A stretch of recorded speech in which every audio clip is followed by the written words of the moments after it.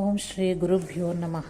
ಸದ್ಗುರು ಭಗವಾನ್ ಶ್ರೀ ಶ್ರೀಧರವರ ಚರಿತ್ರೆ 23ನೇ ಅಧ್ಯಾಯ. ನಮಃ ಶಾಂತಾಯ ದಿವ್ಯಾಯ ಸತ್ಯಧರ್ಮ ಸ್ವರೂಪಿಣೆ ಸ್ವಾನಂದಾಮೃತ ತೃಪ್ತಾಯ ಶ್ರೀಧರಾಯ ನಮೋ ನಮಃ.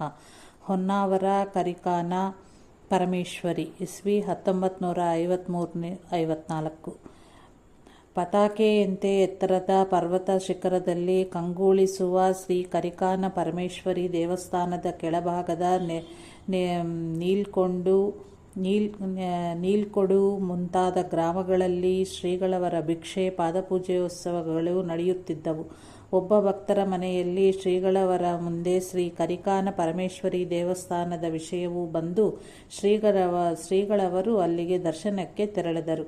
ಹೊನ್ನಾವರಕ್ಕೆ ಸಮೀಪದಲ್ಲಿ ಒಂದು ಪರ್ವತವಿದ್ದು ಅದರಲ್ಲಿ ಕರಿಕಾನ ಪರಮೇಶ್ವರಿಯು ನೆಲೆಸಿರುವಳು. ದೇವಿಯ ಅತ್ಯಂತ ಜಾಗೃತ ಸಾನ್ನಿಧ್ಯ ಇರುವ ಈ ಪರ್ವತ ತಪ್ಪಿಲಿನಲ್ಲಿ ಒಂದೂರು, ತಲಗೋಡು, ನೀಲಕೂಡು, ಕಡ್ಗೆ, ಸಾಲಕೋಡು ಮುಂತಾದ ಗ್ರಾಮಗಳಿದ್ದು ಇಲ್ಲಿಗೆ ಹೋಗಲು ನೀಲಕೋಡು ಗ್ರಾಮದ ಮೇಲಿರುವ ಆನೆಗೊಂದಿ ಅರೆಯಿಂದ ಉತ್ತರ ದಿಕ್ಕಿಗೆ 3 ಮೈಲಿ ಪರ್ವತವನ್ನೇ ಏರಬೇಕಾಗಿತ್ತು. ಶ್ರೀಗೇಹಳ್ಳಿಯ ಶ್ರೀ ಶಿವಾನಂದ ಸ್ವಾಮಿಗಳು ಕೆಲವು ಕಾಲ ಈ ಸ್ಥಳದಲ್ಲಿ ತಪಸ್ಸು ಮಾಡಿದ್ದರು. ಇಲ್ಲಿನ ದೇವಾಲಯವು ಬೀಳುವ ಸ್ಥಿತಿಯಲ್ಲೇ ಇತ್ತು. ಅದನ್ನು ಕಂಡು ಗುರುಗಳು ಕೆಲವು ಭಕ್ತರ ಪ್ರಾರ್ಥನೆಯನ್ನು ಮನ್ನಿಸಿ ಹೊಸದಾಗಿ ದೇವಾಲಯವನ್ನು ಕಟ್ಟಿಸಲು ತೀರ್ಮಾನಿಸಿದರು. ಈ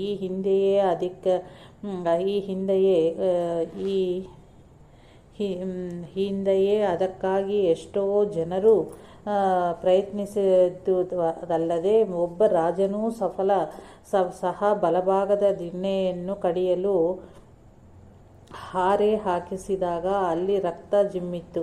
ಅದನ್ನು ಕಂಡು ಭೀತರಾಗಿ ಆ ಕೆಲಸವನ್ನು ಅಲ್ಲಿಗೆ ನಿಲ್ಲಿಸಿದ್ದರು. ಹಾರೆ ಹಾಕಿದ್ದ ಆ ಜಾಗಕ್ಕೆ ಇಂದಿಗೂ ಪೂಜೆ ನಡೆಯುತ್ತಿದೆ. ಗುರುಗಳು ಹೊನ್ನಾವರ, ಕುಮಟ, ಕಸ್ರೀಂನಗರ, ಸಾಗರ ಪ್ರಾಂತ್ಯಗಳಲ್ಲಿ ಸಂಚರಿಸುತ್ತಾ ತೂಗಿಡಿದರು. ಅಲ್ಲಲ್ಲಿ ಪಾದಪೂಜೆ, ಭಿಕ್ಷೆ ನಡೆದು ಆ ಸಮಯದಲ್ಲಿ ಮಾತ್ರ ಇಂತಿಷ್ಟೇ ಹಣವನ್ನು ಅವುಗಳಿಗೆ ಕೊಡಬೇಕೆಂದು ನಿಗದಿಪಡಿಸಿದ್ದರು. ಆ ಹಣವನ್ನೆಲ್ಲ ಕಟ್ಟಡ ನಿರ್ಮಾಣ ಕಾರ್ಯಕ್ಕೆ ವಿನಿಯೋಗಿಸುತ್ತಿದ್ದರು. ಅದಕ್ಕೆ ರಸೀದಿಯನ್ನು ಕೊಡಲಾಗುತ್ತಿತ್ತು. ಅದಲ್ಲದೆ ಪಾದಕ್ಕೆ ಭಕ್ತರು ಸಲ್ಲಿಸುತ್ತಿದ್ದ ಕಾಣಿಕೆಯಿಂದ ದಾನ ಧರ್ಮಗಳು ಹಾಗೂ ಗುರುಗಳ ಪ್ರಸಾದದ ಖರ್ಚು ತೂಗುತ್ತಿತ್ತು. ಕೆಲವು ಕುಹಿಗಗಳು ಕಟ್ಟಡ ನಿರ್ಮಾಣದಂತಹ ಈ ಮಹತ್ಕಾರ್ಯಕ್ಕೆ ವಿಘ್ನವನ್ನು ಉಂಟು ಮಾಡಲೆಂದು ಅಪಪ್ರಚಾರ ನಡೆಸಿದ್ದರು. ಸ್ವಾಮಿಗಳಲ್ಲೆಲ್ಲಿ ದೇವಸ್ಥಾನವನ್ನು ಕಟ್ಟಿಸುತ್ತಾರೆ, ಬಂದ ಹಣವನ್ನೆಲ್ಲ ದಾನ ಧರ್ಮ ಮಾಡಿ ಖರ್ಚು ಮಾಡುತ್ತಾರೆ. ದೇವಸ್ಥಾನದ ನಿರ್ಮಾಣ ಆದಂತೆಯೇ ಸರಿ ಎಂದು ಹೇಳಿಕೊಂಡು ತಿರುಗಿ ಜನರ ಮನಸ್ಸಿನಲ್ಲಿ ವಿಷ ಬೀಜವನ್ನು ಬಿತ್ತಲು ಪ್ರಾರಂಭಿಸಿದ್ದರು. ಆದರೆ ಮಹಾತ್ಮರ ಸಂಕಲ್ಪದ ಮುಂದೆ ಇಂತಹವರ ಆಟ ನಡೆಯಲು ಸಾಧ್ಯವೇ? ಕುಗ್ವೆ ನಾರಾಯಣಪ್ಪ, ನಾರಾಯಣ ದೀಕ್ಷಿತರು, ಮೇಲಿನ ಮನೆ ನಾರಾಯಣಪ್ಪ, ಕಡ್ಗೆ ಗಣೇಶ ಹೆಗಡೆ, ನೀಲ್ಕೊಡು ಶಿವರಾಮ ಭಟ್ಟರು ಹಾಗೂ ಗಣಪತಿ ಮಾಸ್ತರರು ಮುಂತಾದ ನಿಷ್ಠಾವಂತ ಕಾರ್ಯಕರ್ತರ ಹಾಗೂ ದೃಢ ಭಕ್ತರ ಸೇವಾ ಸಹಕಾರಗಳಿಂದ ನಿರ್ಮಾಣ ಕಾರ್ಯವು ಭರದಿಂದ ಸಾಗುತ್ತಿತ್ತು. ಆಗ ಸಿಮೆಂಟಿನ ಅಭಾವ ಇತ್ತು. ಆದರೆ ಅಧಿಕಾರಿಗಳ ಸಹಕಾರದಿಂದ ನಿರ್ವಿಘ್ನವಾಗಿ ಕಾರ್ಯವು ನೆರವೇರಿತು. ರಂಗಸ್ವಾಮಿ ಎಂಬ ಮೇಸ್ತ್ರಿಯ ಮೇಲ್ವಿಚಾರಣೆಯಲ್ಲಿ ದೇವಾಲಯವು ಅತ್ಯಂತ ಸುಂದರವಾಗಿ ರೂಪುಗೊಂಡಿತ್ತು. ಶ್ರೀಗಳು ತಮ್ಮ ಎಲ್ಲ ಕಾರ್ಯಗಳಲ್ಲಿ ಮಾಡುವಂತೆ ಇಲ್ಲಿಯೂ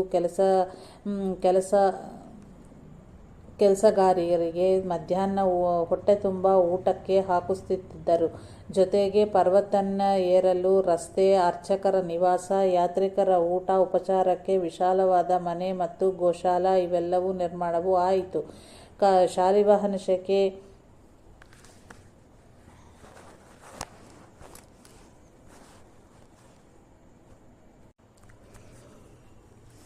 1876 ಜೈನಾಮ ಸಂವತ್ಸರದ ಜ್ಯೇಷ್ಠ ಶುದ್ಧ ತ್ರಯೋದಶಿ ಸೋಮವಾರದಂದು ಇಸ್ವಿ ಜೂನ್ 14, 1954 ಶ್ರೀಗಳು ಶ್ರೀ ಕರಿಕಾನ ಪರಮೇಶ್ವರಿ ದೇವಾಲಯದ ಕಲಶ ಸ್ಥಾಪನೆಯನ್ನು ಮಾಡಿದರು.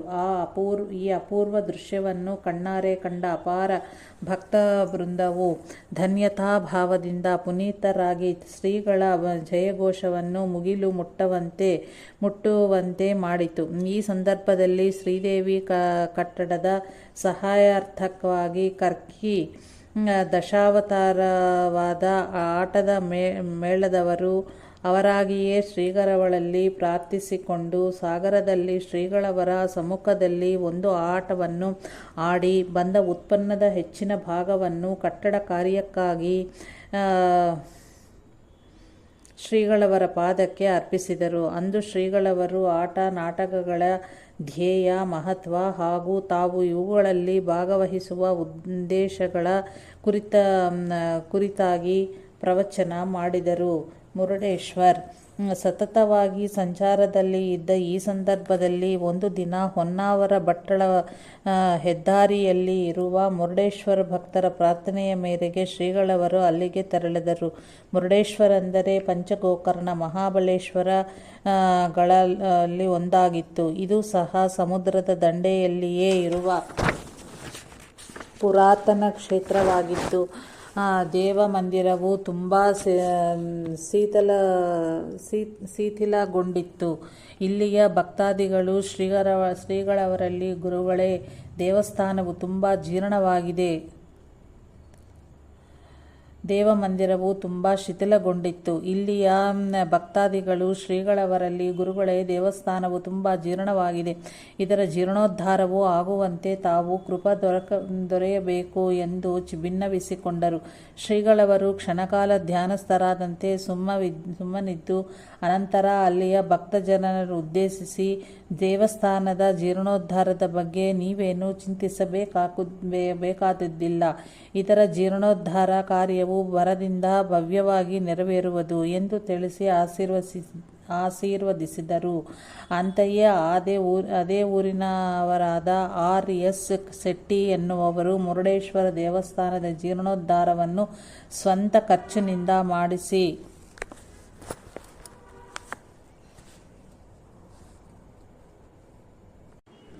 ಇಸವಿ 1985ರಲ್ಲಿ ಧಾರ್ಮಿಕ ಅನುಷ್ಠಾನಗಳೊಂದಿಗೆ ದೇವರ ಅಷ್ಟಬಂಧ ಪ್ರತಿಷ್ಠಾದಿ ಕಾರ್ಯಕ್ರಮಗಳನ್ನು ಉತ್ತಮ ರೀತಿಯಲ್ಲಿ ನೆರವೇರಿಸಿ ಪೂರ್ಣಗೊಳಿಸಿದಾಗ 30 ವರ್ಷಗಳ ಹಿಂದೆ ನುಡಿದ ಶ್ರೀಗಳವರ ಆಶೀರ್ವಾದ ಅಮೃತವಾಣಿಯು ಅನೇಕರಿಗೆ ಸ್ಮರಣೆಗೆ ಬಂದು ಮುಕ್ತಕಂಠದಿಂದ ಶ್ರೀಗಳವರನ್ನು ಸ್ಮರಿಸಿ ಕೊಂಡಾಡಿದರು. ಹೀಗೆಯೇ ಒಂದು ದಿನ ಕುಮಟಾದ ಸಮೀಪದ ಚಿತ್ರಗಿ ಗಣೇಶ ಭಟ್ಟರೆಂಬ ಶ್ರೀಗಳವರು ಭಕ್ತರೊಬ್ಬರು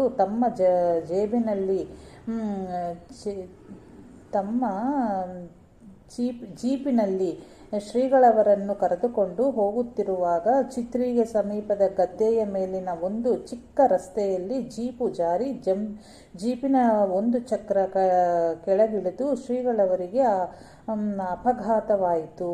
ಕೆಳಗೆ ಬಿದ್ದ ಶ್ರೀಗಳವರಿಗೆ ಇನ್ನುಳಿದ ಬೇರೆ ಜನರಿಗೆ ಏನಾಯಿತೋ ಎಂಬ ಚಿಂತೆ. ಕೆಳಗೆ ಇಳಿದು ಶ್ರೀಗಳವರನ್ನು ನೋಡಬಂದ ಜನರನ್ನು ಕಂಡು ನಿಮಗೆ ಯಾರಿಗೂ ಏನೂ ಪೆಟ್ಟ ಆಗಲಿಲ್ಲವಲ್ಲವೇ ಎಂದು ಶ್ರೀಗಳವರು ಪ್ರಥಮ ಪ್ರಶ್ನಿಸಿದರು. ಇನ್ಯಾರಿಗೂ ಏನೂ ಆಗಲಿಲ್ಲ. ಕೆಲವು ದಿನಗಳ ಮೇಲೆ ಶ್ರೀಗಳವರ ಕಾಲು ನೋವು ಸೊಂಟ ನೋವು ಕಡಿಮೆಯಾಗಿ ಶ್ರೀಗಳವರು ಮತ್ತೆ ತಿರುಗಾಟಕ್ಕೆ ಹೊರಟರು. ಜೀನಕೋಡ ಆಕ್ಲೋಡು ಶ್ರೀಗಳು ಈ ಪ್ರಾಂತದಲ್ಲಿ ಸಂಚರಿಸುತ್ತಿದ್ದಾಗ ಶ್ರೀ ದತ್ತ ಜಯಂತಿ ಉತ್ಸವವನ್ನು ಚೀನಕೋಡು ವೆಂಕಟರಮಣ ಹೆಗಡೆಯವರ ಪ್ರಾರ್ಥನೆಯ ಮೇರೆಗೆ ಕುಳಕೋಡು ಗ್ರಾಮದಲ್ಲಿಯೂ ಹಾಗೂ ಶ್ರೀ ದಾಸನವಮಿ ಉತ್ಸವವನ್ನು ಮಾರುಕರೆ ಹೆಬ್ಬಾರರ ಪ್ರಾರ್ಥನೆಯ ಮೇರೆಗೆ ಆಕ್ರೂಡ್ಲವಿನ ಅವರ ವಿಶಾಲವಾದ ಗೃಹದಲ್ಲಿಯೂ ವಿಜೃಂಭಣೆಯಿಂದ ನೆರವೇರಿಸಿದರು. ಕೂಳಗಿ ಬೀಸು ಶ್ರೀಗಳು ಆ ವರ್ಷ ರಾಮನವಮಿ ಉತ್ಸವವನ್ನು ಕೂಳಗಿ ಬೀಸು ಎಂಬ ಕ್ಷೇತ್ರದಲ್ಲಿ ಆಚರಿಸಿದರು. ಸಿರಿಸಿ ಕುಮಟಾ ರಸ್ತೆಯಲ್ಲಿ ಸಿರಿಸಿಯಿಂದ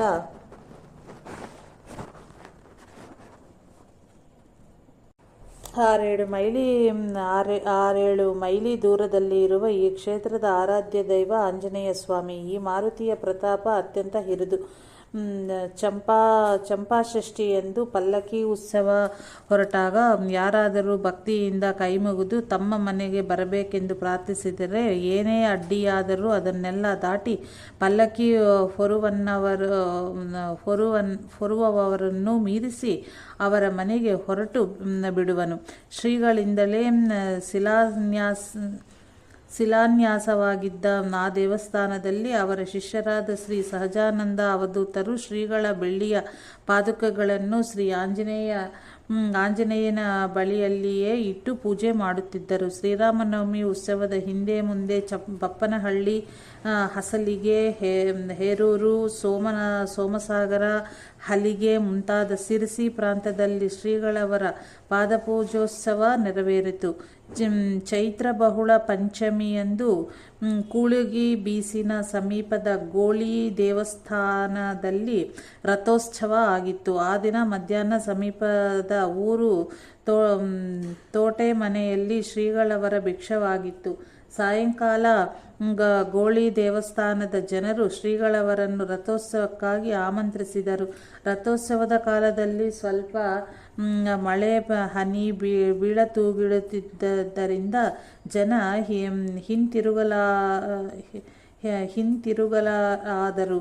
ಹೀಗಾದರೆ ರಥ ಎಳೆಯುವುದು ಹೇಗೆ ಎಂದು ವಿಚಾರ ಮಾಡುತ್ತಿರುವಲ್ಲಿ ಶ್ರೀಗಳವರ ಆಗಮನವೂ ಆಯಿತು. ಶ್ರೀಗಳವರು ರಥ ಹತ್ತಿದ ಕೂಡಲೇ ನೂರಾರು ಜನರು ಪರಿಶ್ರಮದಿಂದ ಎಳೆಯಬೇಕಾಗಿದ್ದ ರಥವನ್ನು ಕೇವಲ 6-8 ಜನರು ಅನಾಯಾಸವಾಗಿ ಎಳೆದು ಬಿಟ್ಟರು.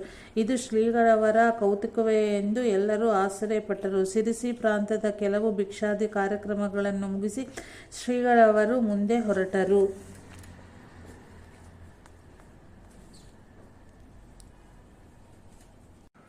ಶ್ರೀಧರ ಸ್ವಾಮಿಗಳವರು ಇಸ್ವಿ 1950 ದಶಕದಲ್ಲಿ ಹೊನ್ನಾವರ ತಾಲೂಕಿನ ಉತ್ತರ ಕನ್ನಡ ಜಿಲ್ಲೆ ಪ್ರದೇಶದಲ್ಲಿ ವಿಶೇಷವಾಗಿ ಸಂಚರಿಸುತ್ತಿದ್ದರು. ಈ ತಾಲೂಕಿನ ಸಾಲಕೋಡು, ನೀಲಕೋಡು, ಹಡಿನಬಾಳ, ಗುಂಡಿಬೈಲು, ಹೆರಾವಳಿ ಗ್ರಾಮಗಳಲ್ಲಿ ತಂಗಿದ್ದರು. ಹಡಿನಬಾಳ ಗ್ರಾಮದಲ್ಲಿ ಶ್ರೀ ವಿಷ್ಣುಮೂರ್ತಿ ದೇವಸ್ಥಾನದಲ್ಲಿ 8-10 ದಿನ ತಂಗಿದ್ದರು. ಆ ಊರಿನ ಶ್ರೀಯುತ ಮಕ್ಕಿ ಸುಬ್ಬಾ ಭಟ್ಟ, ತಿಮ್ಮಣ್ಣ ಹೆಗಡೆ, ರಾಮಕೃಷ್ಣ ಭಟ್ಟ, ವಿಷ್ಣು ಭಟ್ಟ ಹಾಗೂ ಮಹಾದೇವ ಪ್ರಭು ಈ ಎಲ್ಲರ ಮನೆಗಳಲ್ಲಿ ಪಾದಪೂಜೆಯನ್ನು ಸ್ವೀಕರಿಸಿದ್ದರು. ಹಡಿನಬಾಳೆ ಹತ್ತಿರದ ಗುಂಡಿಬೈಲಿನಲ್ಲಿಯೂ ಸಂಚರಿಸಿ ಅನೇಕರ ಮನೆಗಳಲ್ಲಿ ಪಾದಪೂಜೆ ಭಿಕ್ಷಕಗಳನ್ನು ಸ್ವೀಕರಿಸಿದ್ದರು. ಆ ಸಮಯದಲ್ಲಿ ಅವರು ಗುಂಡಿಬೈಲಿನ ಶ್ರೀ ದತ್ತಭಟ್ಟರ ಮನೆಯಲ್ಲಿ ತಂಗಿದ್ದರು. ಇದೇ ಸಮಯದಲ್ಲಿ ಸ್ವಾಮೀಜಿಯವರು ಸುತ್ತಮುತ್ತಲಿನ ದೇವಾಲಯಗಳಿಗೆ ಭೇಟಿ ನೀಡಿ ದೇವತಾ ವಿಗ್ರಹಗಳ ಕಲಾವೃದ್ಧಿಯನ್ನು ನಡೆಸಿದರು. ಹೆರಾವಳಿ ಗ್ರಾಮದ ಹಸಾಡಮಕ್ಕಿ ಅಡವಿ ಪ್ರದೇಶದಲ್ಲಿ ಪುರಾತನ ಕಾಲದ ಎತ್ತರದ ಶಿವಲಿಂಗವನ್ನು ಪತ್ತೆ ಹಚ್ಚಿ ಅದರ ಪ್ರತಿಷ್ಠಾಪನೆ ಮಾಡಿ ಪೂಜಾ ವ್ಯವಸ್ಥೆಗೂ ಯೋಜಿಸಿದರು. ಇಂದಿಗೂ ಅಲ್ಲಿ ನಿತ್ಯ ಪೂಜೆ, ವಿಶೇಷ ಪೂಜೆಗಳು ನಡೆಯುತ್ತಿವೆ. ಖರ್ವಾದ ಯಲಗುಪ್ಪೆಯ ದೇವಸ್ಥಾನಕ್ಕೆ ಶ್ರೀಗಳವರು ಬಂದಾಗ ಅದುವರೆಗೂ ಮಹಾವಿಷ್ಣುವೆಂದು ಪೂಜೆಗೊಳ್ಳುತ್ತಿದ್ದ ವಿಗ್ರಹವು ಮಹಾವಿಷ್ಣುವಿನ ಒಂದು ರೂಪವಾದ ಧನ್ವಂತರಿ ಎಂದು ಮೂರ್ತಿಯ ಕೈಯಲ್ಲಿ ಅಮೃತ ಕಲಶವಿರುವುದು ಇದನ್ನು ಶ್ರುತ ಪಡಿಸುವುದೆಂದು ಭಕ್ತಾದಿಗಳಿಗೆ ತಿಳಿಸಿದರು. ಇದು ಕರ್ನಾಟಕದಲ್ಲಿ ಇರುವ ಏಕೈಕ ಧನ್ವಂತರಿ ದೇವಾಲಯ. ಭಕ್ತಾದಿಗಳು ಅಂದಿನಿಂದಲೂ ವರ್ಷಕ್ಕೊಮ್ಮೆ ಧನ್ವಂತರಿ ಜಯಂತಿ ನಿಮಿತ್ತ 3 ದಿನಗಳ ಕಾಲ ಹೋಮ, ಹವನ, ಪೂಜೆ, ಅನ್ನದಾನ ಇತ್ಯಾದಿ ಕಾರ್ಯಕ್ರಮಗಳನ್ನು ನೆರವೇರಿಸುತ್ತಿದ್ದಾರೆ. ಶ್ರೀಗಳು ಹೀಗೆ ಸಂಚರಿಸುತ್ತಿದ್ದಾಗ ಗಣಪತಿರಾಯರ ಪ್ರಾರ್ಥನೆಯಂತೆ ಬಾರಕೂರು ಎಂಬಲ್ಲಿಗೆ ದಯಮಾಡಿಸಿದರು. ಇಲ್ಲಿರುವ ಮಾರ್ಕಂಡೇಯ ಋಷ್ಯಾಶ್ರಮದಲ್ಲಿ ಈಶ್ವರನ ದೇವಸ್ಥಾನವಿದೆ. ಈ ದೇವಸ್ಥಾನದ ಪ್ರದಕ್ಷಿಣೆಯ ಪ್ರಾಕಾರದಲ್ಲಿ ಸ್ವಲ್ಪ ಸ್ಥಳವನ್ನು ಯಾರೂ ತುಳಿಯುವುದಿಲ್ಲ. ಅದರ ಒಳಗೆ ಮಾರ್ಕಂಡೇಯ ಋಷಿಗಳು ಇಂದಿಗೂ ಇರುವರು ಎಂದೇ ನಂಬಿಕೆ. ಬಾರಕೂರು ಮೊದಲು ವಿಕ್ರಮಾದಿತ್ಯನ ದಕ್ಷಿಣದ ರಾಜಧಾನಿಯಾಗಿದ್ದು, ಅಲ್ಲಿನ ಸಿಂಹಾಸನವಿದ್ದ ಸ್ಥಳಕ್ಕೆ ಶ್ರೀಗಳು ಹೊರಟಾಗ ದೊಡ್ಡ ಕಂಬವೊಂದು ಕಳಚಿ ಬಿದ್ದಿದ್ದು ಕಾಣಿಸಿತು. ಅದು ಬೇತಾಳನ ಕಂಬವಾಗಿದ್ದು ಮಂತ್ರವಾದದಿಂದ ಶಕ್ತಿಯನ್ನು ಕಳೆದುಕೊಂಡು ಕೆಳಕ್ಕೆ ಬಿದ್ದಿದೆ ಎಂದು ತಿಳಿದ ಶ್ರೀಗಳು ಅಲ್ಲಿ ಸ್ವಲ್ಪ ಹೊತ್ತು ಕುಳಿತು ದುಷ್ಟ ಶಕ್ತಿಗಳನ್ನೆಲ್ಲ ಲಯಗೂಡಿಸಿದರು. ಮುಂದೆ ಕೆಲವು ತಿಂಗಳ ನಂತರ ಅಲ್ಲಿನವರು ಆ ದೊಡ್ಡ ಕಂಬವನ್ನು ಕಾಂಕ್ರೀಟ್ ಅಡಿವಾಯ ಹಾಕಿ ಶ್ರೀಗಳ ಆದೇಶದಂತೆ ನಿಲ್ಲಿಸಿದರು. ಶ್ರೀಗಳು ಅದರಲ್ಲಿ ಕಳೆಯನ್ನು ತುಂಬಿದರು. ನಂತರ ಚಾತುರ್ಮಾಸ್ಯಕ್ಕಾಗಿ ವದ್ದಳ್ಳಿಗೆ ಹೋಗಲು ಸಾಗರಕ್ಕೆ ಬಂದರು. ಆವಾಗ ಸಾಗರದ ಕುಗ್ವೆಯ ಶ್ರೀಧರ ಮಂದಿರದಲ್ಲಿ ಶ್ರೀಗಳವರ ಮೊಕ್ಕ ಇತ್ತು. ಮರುದಿನ ಪ್ರಾತಃಕಾಲ ವದ್ದಳ್ಳಿಯ ಕೆಲವು ಜನರು ಶ್ರೀಗಳವರನ್ನು ಕರೆದೊಯ್ಯಲು ಬಂದಿದ್ದರು. ಸ್ಯಾನ್ಲೆ, ವೆಂಕಟಗಿರಿಯಪ್ಪನವರು ಮುಂತಾದ ಕೆಲವು ಜನರು ಶ್ರೀಗಳವರಿಗೆ ವದ್ದಳ್ಳಿಯ ಹವೆ ಥಂಡಿ ಗಾಳಿಯೂ ಹೆಚ್ಚು, ನಿಮ್ಮ ಪ್ರಕೃತಿಗೆ ಅದು ಅನುಕೂಲವಾಗಿಲ್ಲ, ಆದ್ದರಿಂದ ಅಲ್ಲಿ ಚಾತುರ್ಮಾಸ್ಯ ಬೇಡ ಎಂದು ಹೇಳಿದರು. ಆಗ ಶ್ರೀಗಳವರು, ಕಳೆದ ವರ್ಷವೇ ಈ ವರ್ಷ ಅಲ್ಲಿಗೆ ಬರುತ್ತೇನೆ ಎಂದು ಹೇಳಿರುವೆನು, ಆದದ್ದರಿಂದ ಅಲ್ಲಿಗೆ ಹೋಗುವುದೇ ದಿಟ ಎಂದು ಹೇಳಿ ಕಾರಿನಲ್ಲಿ ವದ್ದಳ್ಳಿಗೆ ತೆರಳಿದರು.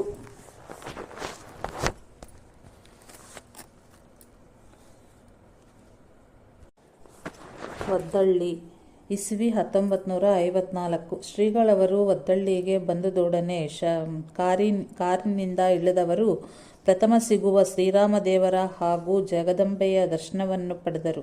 ಮುಂದೆ ವ್ಯಾಸಗುಹೆಯ ದರ್ಶನವನ್ನು ಪಡೆದು ದೇವಸ್ಥಾನದ ಹಿಂಭಾಗದಲ್ಲಿನ ಪರ್ವತ ಶಿಖರವನ್ನು ಏರಲು ಹೊಸತಾಗಿ ಏರ್ಪಡಿಸಿದ್ದ ಮೆಟ್ಲುಗಳನ್ನು ಏರಿ ಪರ್ವತ ಮಧ್ಯಭಾಗದಲ್ಲಿಯ ನವನಿರ್ಮಿತ ಕುಟೀರಕ್ಕೆ ಅಂದರೆ ಆಶ್ರಮಕ್ಕೆ ಬಂದು ಉಳಿದರು.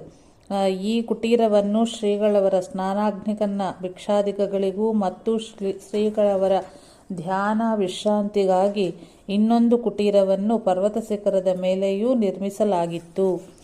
ಆ ವರ್ಷದ ಶಾಲಿವಾಹನ ಶಕ 1876 ಜಯ ಸಂವತ್ಸರ ಆಷಾಢ ಶುದ್ಧ ಹುಣ್ಣಿಮೆ ಗುರುವಾರ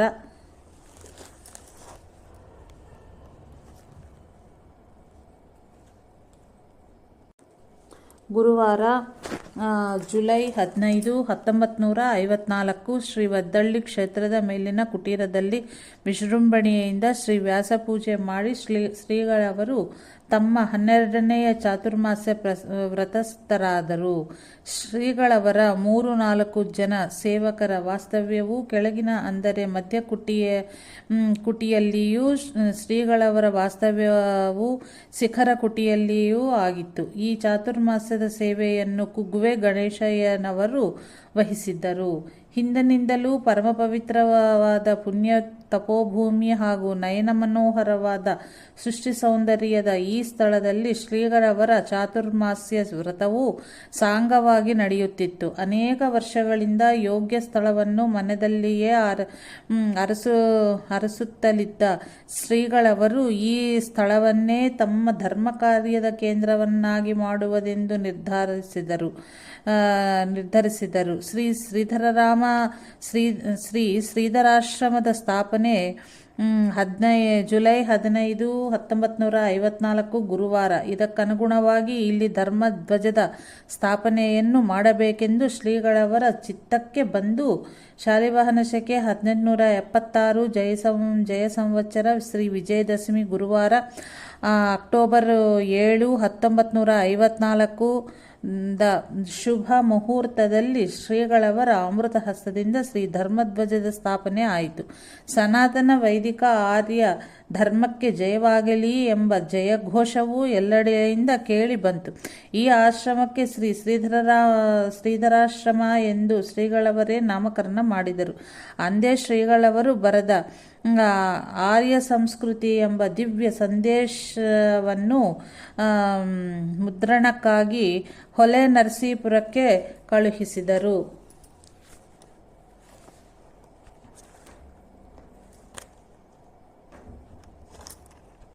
ಶ್ರೀಗಳವರ ದರ್ಶನಕ್ಕಾಗಿ ಎಷ್ಟೋ ಋಷಿ ಮುನಿ ದೇವದ್ಯರು ಇಲ್ಲಿಗೆ ಬಂದು ಹೋಗುತ್ತಿದ್ದರು.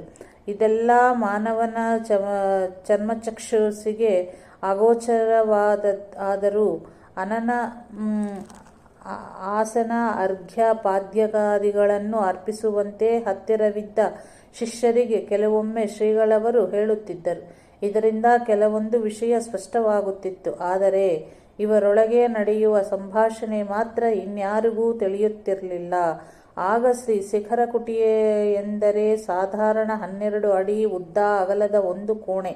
ಇದರ ಎದುರಿಗೆ ಒಂದು ಜಗಲಿ ಇಷ್ಟೇ ಆಗಿತ್ತು. ಕೆಲವು ಋಷಿ ಮುನಿಗಳು ಬಂದವರು ತಾವು ಇಲ್ಲಿಯೇ ಶ್ರೀಗಳವರ ಸಾನ್ನಿಧ್ಯದಲ್ಲಿಯೇ ಇರುತ್ತವೆಂದು ಹೇಳಿದ್ದರಿಂದ ಕೆಲವರಿಗೆ ಶ್ರೀಗಳವರು ವಿಶ್ರಮಿಸುತ್ತಿದ್ದ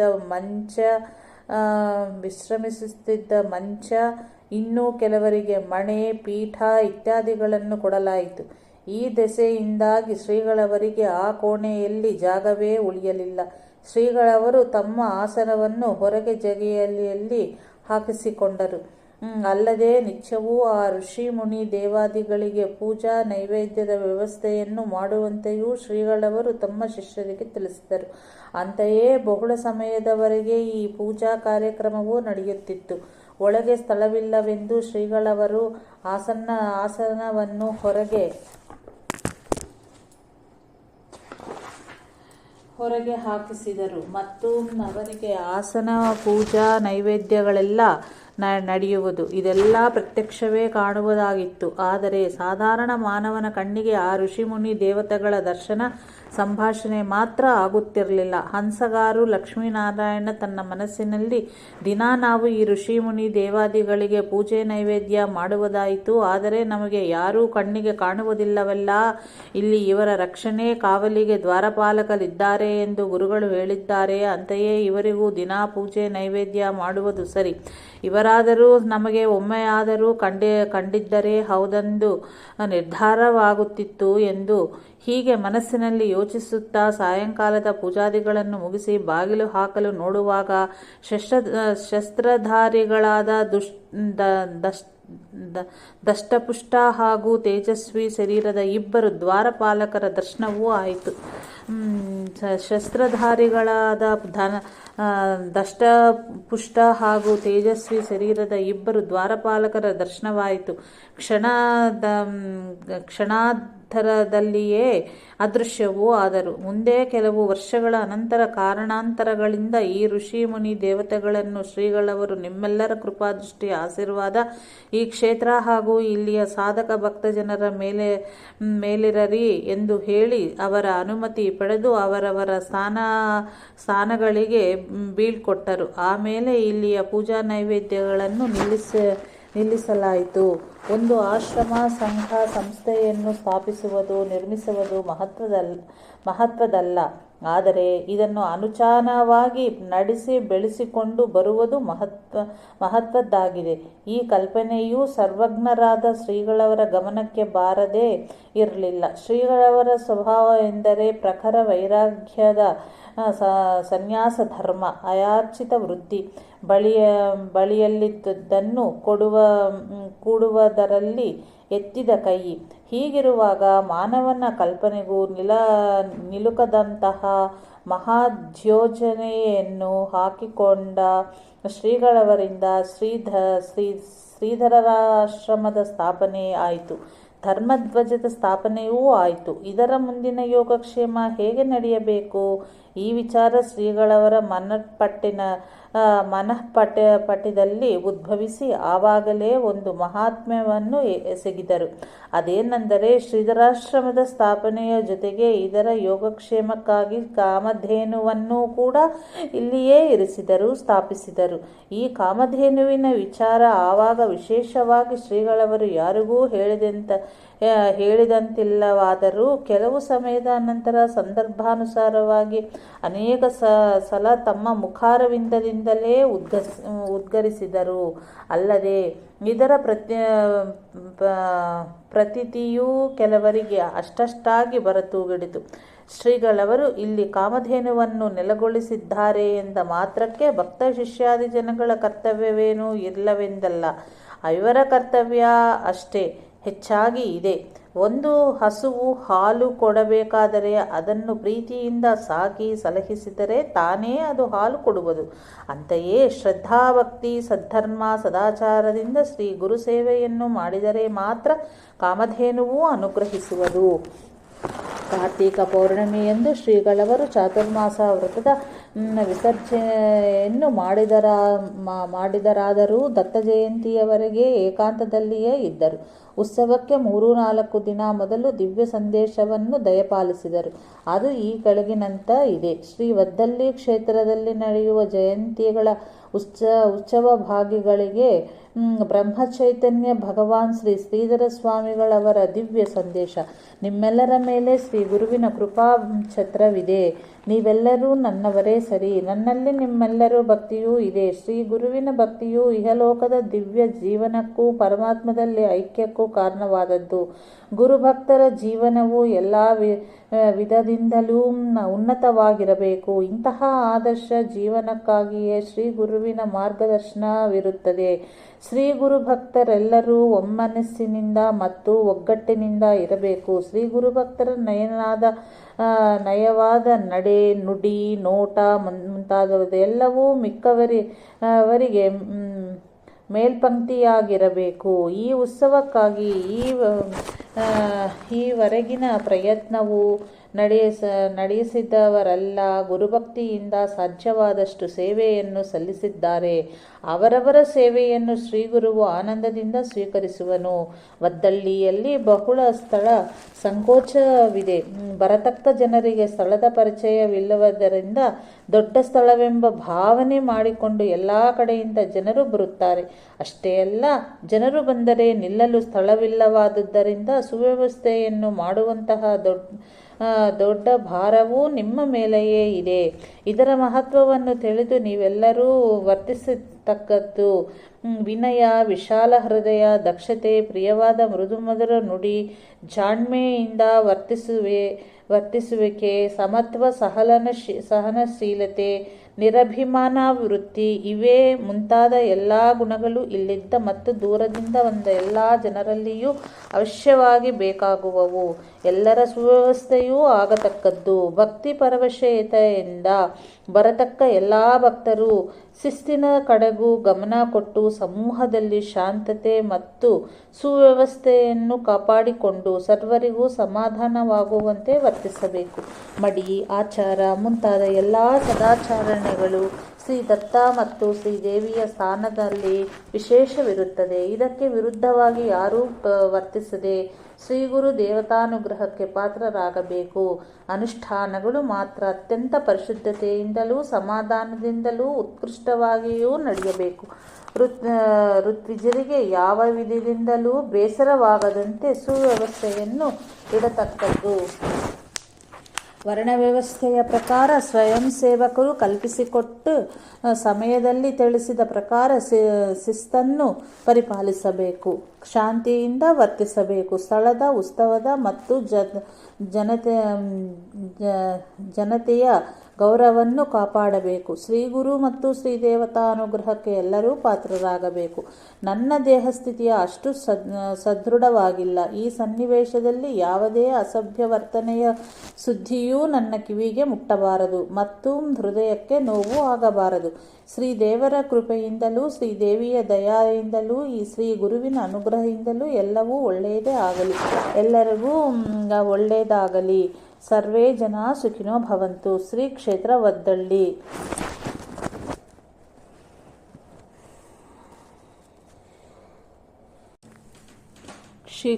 ಶ್ರೀ ಕ್ಷೇತ್ರ ವದ್ದಳ್ಳಿ ಸಾಲಿವಾಹನ ಸೆಕೆ 1876 ಜಯ ಸಂವತ್ಸರ ಮಾರ್ಗಶೀರ್ಷ ಶುದ್ಧ 2ನೇ ಸ್ಥಿರವಾಸ ತಾರೀಕು ನವೆಂಬರ್ 27, 1954. ಇತಿಶ್ರಮ ಶ್ರೀಧರ ಸ್ವಾಮಿ. ಶ್ರೀಧರ ಜಯಂತಿಯ ದಿನ ಬೆಳಿಗ್ಗೆ ಶ್ರೀಗಳವರು ಸ್ನಾನಾಗ್ನಿಗಳನ್ನು ತೀರಿಸಿ ಕೆಳಗೆ ದುರ್ಗಾಂಬಾ ದೇವಸ್ಥಾನಕ್ಕೆ ತೆರಳಿ ಸೇರಿದ್ದ ಎಲ್ಲ ಭಕ್ತಜನರಿಗೂ ತಮ್ಮ ದಿವ್ಯ ದರ್ಶನ ನೀಡಿದರು. ವದ್ದಳ್ಳಿಯ ಶ್ರೀ ದುರ್ಗಾಂಬಾ ಸನ್ನಿಧಿಯಲ್ಲಿ ಈ ವರ್ಷದ ಶ್ರೀ ದತ್ತ ಜಯಂತಿ ಉತ್ಸವವು ಬಹಳ ವಿಜೃಂಭಣೆಯಿಂದ ನೆರವೇರಿತು. ಶ್ರೀ ದತ್ತ ಜಯಂತಿಯ ಅನಂತರವೂ ಶ್ರೀಗಳವರು ಶ್ರೀದೇವಿಯ ಅಷ್ಟಬಂಧ ಕಾರ್ಯಕ್ರಮದವರಿಗೆ ಏಕಾಂತದಲ್ಲಿಯೇ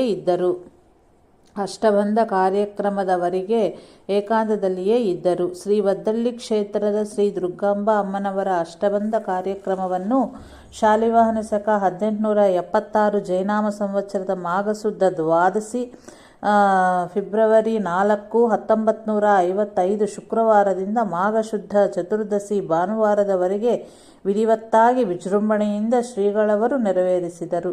ಮಾಘಶುದ್ಧ ತ್ರಯೋದಶಿಯಿಂದ ಶ್ರೀಗಳವರು ಅಮೃತ ಹಸ್ತದಿಂದಲೇ ದೇವಿಯ ಪ್ರತಿಷ್ಠಾಪನೆ ಆಯಿತು.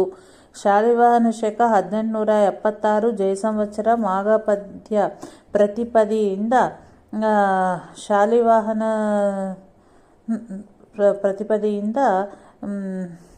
ಫೆಬ್ರವರಿ 7, 1955 ಶ್ರೀ ದಾಸನವಮಿ ಉತ್ಸವವು ಶ್ರೀದೇವಿಯ ಸನ್ನಿಧಿಯಲ್ಲಿಯೇ ಪ್ರಾರಂಭವಾಯಿತು. ರಾಮಾಯಣ, ದಾಸಬೋಧ ಮತ್ತು ವೇದತ್ರಯೀ ಪಾರಾಯಣ, ಜಪ, ಹೋಮ, ಹವನಾದಿಗಳು, ಪುರಾಣ ಪ್ರವಚನಾದಿಗಳು ನಿತ್ಯವೂ ನಡೆಯುತ್ತಿದ್ದವು. 9 ದಿವಸಗಳಲ್ಲಿಯೂ ಶ್ರೀ ಸಮರ್ಥರ ವಿಷಯದಲ್ಲಿ ಶ್ರೀಗಳವರಿಂದ ಪ್ರವಚನವೂ ನಡೆಯಿತು. ಈ ಪ್ರವಚನಗಳನ್ನು ಸಂಗ್ರಹಿಸಿ ಶ್ರೀ ಸಮರ್ಥರ ಘನತೆ ಎಂಬ ಹೊತ್ತಿಗೆಯನ್ನು ಮುದ್ರಿಸಿ ಪ್ರಕಟಿಸಲಾಯಿತು. ಶ್ರೀಗಳವರ ಪಾದಪೂಜೆ ಮತ್ತು ರೋಗಿಗಳ ದುಃಖ ಪರಿಹಾರಗಳು ನಿತ್ಯವೂ ನಡೆಯುತ್ತಿದ್ದವು. ಅನ್ನ ಸಂತರ್ಪಣೆಯ ವಿಷಯ ಹೊಸದಾಗಿ ಹೇಳಬೇಕಾಗುವುದಿಲ್ಲ. ಅದು ಇದ್ದುದೇ ಸರಿ. ರೋಗ ಬಾಧೆಗಳ ನಿವೃತ್ತಿಗಾಗಿ ಬರುತ್ತಿದ್ದಂತೆಯೇ ಕೆಲವರು ಚೌಳ, ಉಪನಯನ, ಲಗ್ನ, ಮನೆ ಕಟ್ಟಿಸಲು ಹೀಗೆ ಅನೇಕ ರೀತಿಯಿಂದ ಧನ ಸಹಾಯಕ್ಕೂ ಜನಗಳು ಶ್ರೀಗಳವರ ಅಲ್ಲಿಗೆ ಬರುತ್ತಿದ್ದರು. ಯಾರಿಗೂ ನಕಾರದ ಮಾತೇ ಇರಲಿಲ್ಲ. ಮಾತ್ರವಲ್ಲ, ಕೆಲವೊಮ್ಮೆ ತಮ್ಮ ಪಾದಕ್ಕೆ ಬಂದ ಹಣವನ್ನು ಎಣಿಕೆ ಮಾಡದೆಯೇ 2 ಕೈಗಳ ಬೊಗಸೆಯಿಂದ ಅಥವಾ ಕಾಣಿಕೆಯಿದ್ದ ಹರಿವಾಣವನ್ನು ಹಾಗೆಯೇ ಎತ್ತಿ ಕೊಡುತ್ತಿದ್ದರು. ಒಬ್ಬನು 100 ರೂಪಾಯಿ ಕೇಳಿದರೆ 150 ಕೊಟ್ಟು ಸಾಕೇನಪ್ಪ ಎಂದು ಕೇಳಿ ಆಶೀರ್ವದಿಸುತ್ತಿದ್ದರು. ಒಂದು ದಿನ ರಾತ್ರಿ ಸುಮಾರು 10-11 ಗಂಟೆಗೆ ಆಶ್ರಮದಲ್ಲಿ ಮಲಗಿದ್ದ ಹಂಸಗಾರರು ಶ್ರೀ ಲಕ್ಷ್ಮೀನಾರಾಯಣ ಸಾಧುಗಳಿಗೆ ಒಂದು ತರದ ವಿಸ್ಮೃತಿಯಾಗಿದ್ದು, ಇನ್ನು 10 ನಿಮಿಷಗಳಲ್ಲಿ ನಿನ್ನ ಮರಣ ಎನ್ನುವ ಸೂಚನೆವಾಯಿತು. ಶ್ರೀ ಗುರು ಸನ್ನಿಧಿಯಲ್ಲಿ ಹಾಗೆ ಆದರೂ ಒಳ್ಳೆಯದೇ ಸರಿ ಅಂದುಕೊಂಡು ಅದೇ ವಿಸ್ಮೃತಿ ಹಾಗೂ ಭಯದಿಂದ ಒಂದು ಕೆಟ್ಟ ಧ್ವನಿಯಲ್ಲಿ ಗಟ್ಟಿಯಾಗಿ ಅರಚಿಕೊಂಡರು. ಪಕ್ಕದಲ್ಲಿಯೇ ಮಲಗಿದ್ದ ದತ್ತೋಪಂತ ಕಮಲಾಪುರಕರರು ಎಚ್ಚರವಾಗಿ ಕೂಡಲೇ ಶ್ರೀಗಳವರಿಗೆ ವಿಷಯವನ್ನು ತಿಳಿಸಿದರು. ಶ್ರೀಗಳವರು ಕೂಡಲೇ ಬಂದು ತೀರ್ಥ ಹಾಕಿ ಆ ಗಂಡಾಂತರವನ್ನು ದೂರ ಮಾಡಿದರು. ದಾಸನವಮಿ ಉತ್ಸವವನ್ನು ಮುಗಿಸಿ ಶ್ರೀಗಳವರು ಮತ್ತೆ ಭಕ್ತಾದಿಗಳ ಆಗ್ರಹದಂತೆ ಸಂಚಾರಕ್ಕೆ ಹೊರಟರು. ಆವಾಗ ವದ್ದಳ್ಳಿ ಕ್ಷೇತ್ರದ ಜೀರ್ಣೋದ್ಧಾರಕ್ಕೆ ಪ್ರಾರಂಭವಾಗಿ 5-6 ತಿಂಗಳಿನಲ್ಲಿಯೇ ಮಳೆಗಾಲ ಪ್ರಾರಂಭವಾಗುವುದರ ಒಳಗೆ ದೇವಸ್ಥಾನ ಹಾಗೂ ತೀರ್ಥಗಳ ಜೀರ್ಣೋದ್ಧಾರ, ದೇವಸ್ಥಾನದ 2 ಪಕ್ಕದಲ್ಲಿ ಚಂದ್ರಶಾಲೆಯ ನಿರ್ಮಾಣ ಮತ್ತು ಯತಿ ವೃಂದಾವನದ ಕಟ್ಟಡವನ್ನು ಶ್ರೀಗಳವರು ಮಾಡಿಸಿದರು. ಶ್ರೀಗುರು ಭಕ್ತರಾದ ಸಾನ್ಲೆ ವೆಂಕಟಗಿರಿಯಪ್ಪ ಹೆಗಡೆಯವರಿಗೆ ಇದ್ದ ಗಂಡು ಮಗನೊಬ್ಬ ತೀರಿಕೊಂಡು ಅನಂತರ ಸಂತತಿ ಆಗಿರಲಿಲ್ಲ. ಇದೊಂದು ಕೊರಗು ಹೆಗಡೆಯವರನ್ನು ಆಗಾಗ ಪೀಡಿಸುತ್ತಿತ್ತು. ಅಂತೆಯೇ ಶ್ರೀಗಳವರಲ್ಲಿ ಪ್ರಾರ್ಥಿಸಿಕೊಂಡರು. ದಯಾಸಾಗರನಾದ ಶ್ರೀಗಳವರು ಪಾಯಸವನ್ನು ಅಭಿಮಂತ್ರಿಸಿಕೊಟ್ಟು ಹೆಗಡೆ ದಂಪತಿಗಳಿಗೆ ಪುತ್ರ ಸಂತತಿಯಾಗಿ ಆಶೀರ್ವದಿಸಿದರು. ಅಂತೆಯೇ 1 ವರ್ಷದಲ್ಲಿ ಗಂಡು ಮಗುವು ಹುಟ್ಟಿತು. ಆ ಮಗುವಿಗೆ ಶ್ರೀಗಳವರ ಕೃಪಾಪುತ್ರನೆಂದು ತಿಳಿದು ಶ್ರೀಗಳವರ ಅಪ್ಪಣೆಯಂತೆ ಶ್ರೀಧರ ಎಂತಲೇ ನಾಮಕರಣ ಮಾಡಿದರು. ಆಮೇಲೆ ಇನ್ನೊಂದು ಗಂಡು ಮಗುವು ಹುಟ್ಟಿ ಅವನಿಗೆ ದತ್ತಾತ್ರೇಯ ಎಂತ ಹೆಸರಿಟ್ಟರು. ಈ ಅಣ್ಣ ತಮ್ಮಂದಿರಿಗೂ ತಾವು ಶ್ರೀಗಳವರ ಕೃಪೆಯಿಂದ ಹುಟ್ಟಿದವರೆಂಬ ಭಾವನೆ ಇದ್ದು ಗುರುಭಕ್ತಿ ಸೇವೆಯಲ್ಲಿ ನಿರತರಾಗಿದ್ದರು.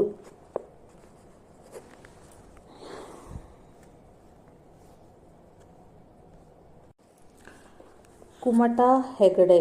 ಕುಮಟ ತಾಲೂಕು ಹೆಗಡೆ ಗ್ರಾಮದಲ್ಲಿ ಇರುವ ಉಪ್ಪಿನ ಮಠದ ಗಣಪತಿ ದೇವಸ್ಥಾನದ ಕೆಲವು ಮುಖ್ಯಸ್ಥರು ಶ್ರೀಗಳವರಲ್ಲಿಗೆ ಬಂದು ತಮ್ಮ ಅಮೃತ ಹಸ್ತದಿಂದ ಗಣಪತಿ ದೇವರ ಫಲಾಭಿವೃದ್ಧಿ ಹಾಗೂ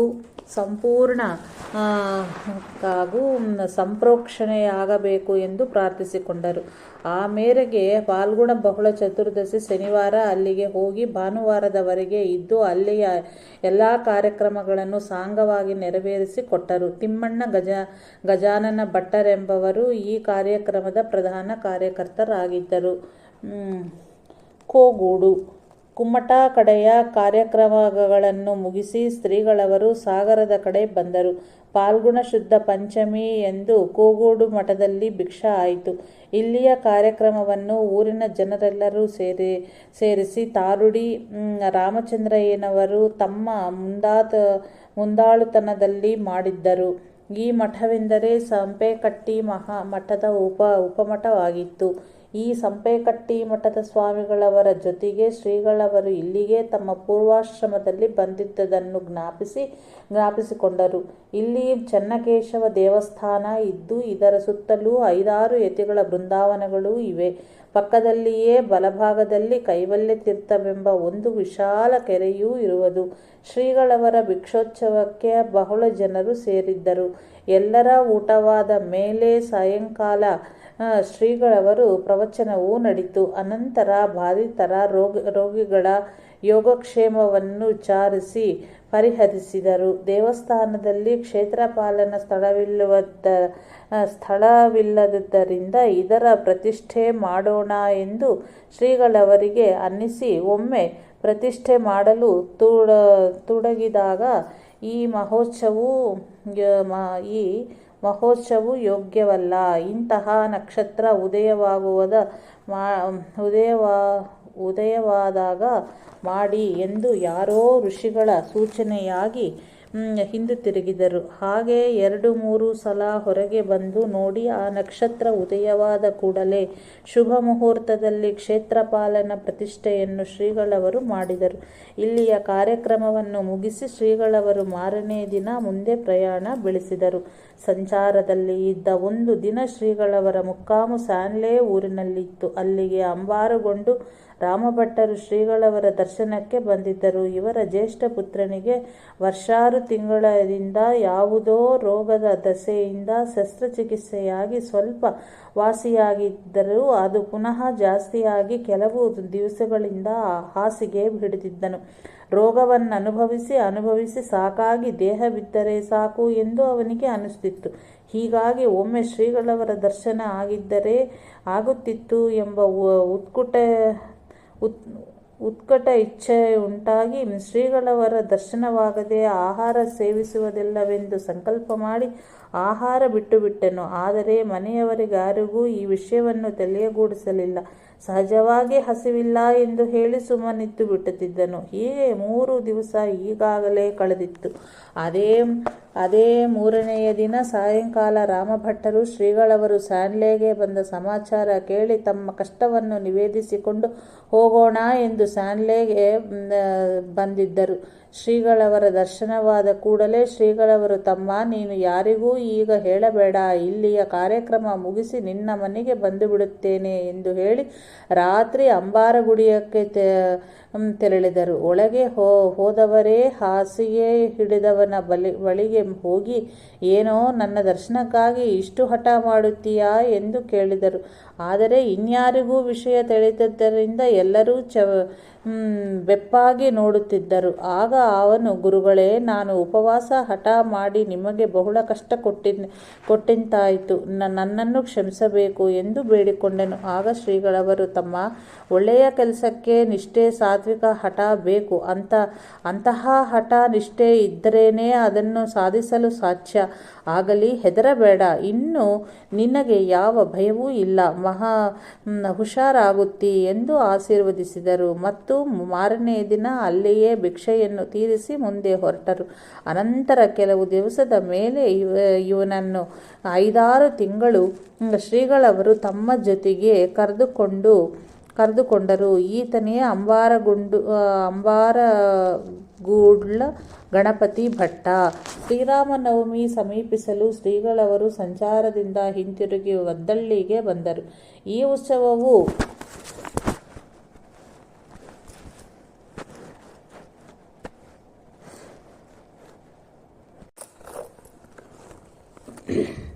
ಶ್ರೀರಾಮನವಮಿ ಸಮೀಪಿಸಲು ಶ್ರೀಗಳವರು ಸಂಚಾರದಿಂದ ಹಿಂತಿರುಗಿ ವದ್ದಳ್ಳಿಗೆ ಬಂದರು. ಈ ಉತ್ಸವವು ಸಾಲಿವಾನಸಕ 1877 ಮನ್ಮಥನಾಮ ಸಂವತ್ಸರದ ಚೈತ್ರ ಶುದ್ಧ ಪ್ರತಿಪದೆಯಿಂದ ದಶಮಿಯವರೆಗೆ ಪಾರಾಯಣ, ಪುರಾಣ ಪ್ರವಚನ, ಹೋಮ, ಹವನ, ಅನ್ನಸಂತರ್ಪಣಾದಿಗಳಿಂದ ಬಹು ವಿಜೃಂಭಣೆಯಿಂದ ನಡೆಯಿತು. ಈ ಉತ್ಸವದಲ್ಲಿಯೂ ಸಪ್ತಮಿ ಬುಧವಾರದಂದು 106 ಬ್ರಾಹ್ಮಣ ವಟುಗಳ ಧರ್ಮ ಉಪನಯನವೂ ನಡೆಯಿತು.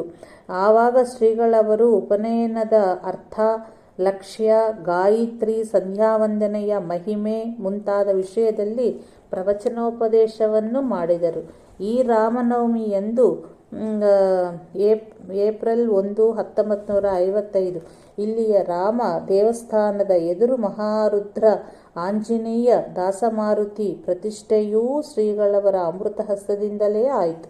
ಮೊದಲು ಇಲ್ಲಿ ಮಾರುತಿಯ ಸ್ಥಾನವಿಲ್ಲದ್ದರಿಂದ ನೋಡಿ ಶ್ರೀಗಳವರೇ ಈ ಗುಡಿಯನ್ನು ಹೊಸದಾಗಿ ಕಟ್ಟಿಸಿದರು. ಶ್ರೀರಾಮನವಮಿ ಉತ್ಸವದ ಪ್ರವಚನ. ಶ್ರೀರಾಮನವಮಿಯಂದು ಶ್ರೀಗಳವರ ಅಮೃತವಾಣಿಯಿಂದ ಹೊರಸೂಸಿದ ಒಂದು ಪ್ರವಚನವನ್ನು ಇಲ್ಲಿ ಕೊಡಲಾಗಿದೆ. ಇಂದು ಶ್ರೀರಾಮನವಮಿಯ ದಿನವೆಂದು ಎಲ್ಲರಿಗೂ ಗೊತ್ತಿರುವ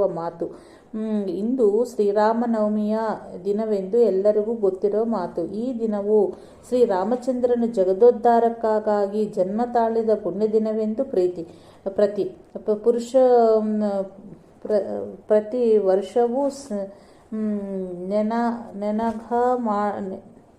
ಪ್ರತಿ ವರ್ಷವೂ ನೆನಪು ಮಾಡಿಕೊಡುತ್ತದೆ. ಆತನ ಈ ಜಗದೋದ್ಧಾರದ ಕಾರ್ಯವೂ ಆಗ ನಡೆದು ಈಗ ನಿಂತು ಹೋಗಿದೆ ಎಂದು ಭಾವಿಸತಕ್ಕದ್ದಲ್ಲ. ಅದು ಅವ್ಯಾಹತವಾಗಿ ನಡೆಯುತ್ತಲೇ ಬಂದಿದೆ ಎನ್ನುವುದಕ್ಕೆ ಈಗಲೂ ನಡೆಯುತ್ತಲಿರುವ ಈ ಉತ್ಸವಗಳೇ ಸಾಕ್ಷಿ. ಶ್ರೀರಾಮನು ಪರಮಾತ್ಮ ಸ್ವರೂಪವೆಂದು ಶ್ರುತಿಯು ಸಾರುತ್ತದೆ. ಎಲ್ಲ ಜೀವಾತ್ಮರು ಆತನ ಅಂಶಗಳು. ಆತನು ಪುಣ್ಯಸ್ವರೂಪವನು. ಅಗ್ನಿಯಿಂದ ಕಿಡಿಗಳು ಹೊರಬೀಳುವಂತೆ ಪರಮಾತ್ಮನಿಂದ ಅನೇಕಾನೇಕ ನಾಮರೂಪಗಳ ಸಂಕಲ್ಪಗಳು ನಿರ್ಮಾಣವಾಗಿ ಆಯಾ ಉಪಾಧಿ ಭೇದಗಳಿಂದಾಗಿ ಅಸಂಖ್ಯ ಜೀವಿಗಳು ನಿರ್ಮಾಣವಾದಂತೆ ತೋರುತ್ತದೆ. ಆನಂದ ರೂಪ ಪರಮಾತ್ಮನಲ್ಲಿ ತೋರುವುದೆಲ್ಲ ಆನಂದವೇ. ಆತನ ಸ್ವರೂಪವು ಪ್ರಕೃತಿಗಿಂತಲೂ ಪುರಾತನವಾದದ್ದು. ಆತನ ಸ್ವರೂಪವು ಆತನ ಶಕ್ತಿಗಿಂತಲೂ ಮೊದಲನೆಯದು, ಅನಾದಿಯಾಗಿದೆ. ಆತನು ತನ್ನ ಈ ಶಕ್ತಿ ಯೋಗ್ಯದಿಂದಲೇ ಆನಂದ ಸ್ವರೂಪದಿಂದ ಈ ಜಗತ್ತನ್ನು ನಿರ್ಮಾಣ ಮಾಡುತ್ತಾನೆ. ಅಲ್ಲಿ ಮತ್ತು ಇಲ್ಲಿ ಎಲ್ಲಿಯೂ ಭೇದವಿಲ್ಲ. ಪೂರ್ಣದಿಂದ ಪೂರ್ಣವೇ ನಿರ್ಮಾಣವಾಗುತ್ತದೆ. ಸಮುದ್ರದಿಂದಲೇ ತರಂಗಗಳು ನಿರ್ಮಾಣವಾಗುವಂತೆ ಆನಂದದ ಉದ್ರೇಕವೇ ಕಾರ್ಯದ ಸ್ಫೂರ್ತಿ. ಆನಂದಮಯ ರೂಪದಿಂದ ಉತ್ಪನ್ನವಾಗುವುದೆಲ್ಲವೂ ಆನಂದಾವಿರ್ಭಾವದ ಮಂಗಳ ಪ್ರದರ್ಶನವು. ಈ ಆನಂದದ ಹೊರತಾಗಿ ಗ್ರಹಿಸುವುದೆಲ್ಲವೂ ದುಃಖವು. ಈ ಜಗತ್ತಿನಲ್ಲಿ ಆನಂದವಲ್ಲದೆ ಬೇರೆ ಏನು ಇದೆ ಎಂದು ಶ್ರುತಿಯು ಹೇಳುತ್ತದೆ. ಇರುವುದೆಲ್ಲ ಒಂದು ಆನಂದ ರೂಪವಲ್ಲದೆ ಬೇರೊಂದಿಲ್ಲ. ಇದರ ಬಗ್ಗೆ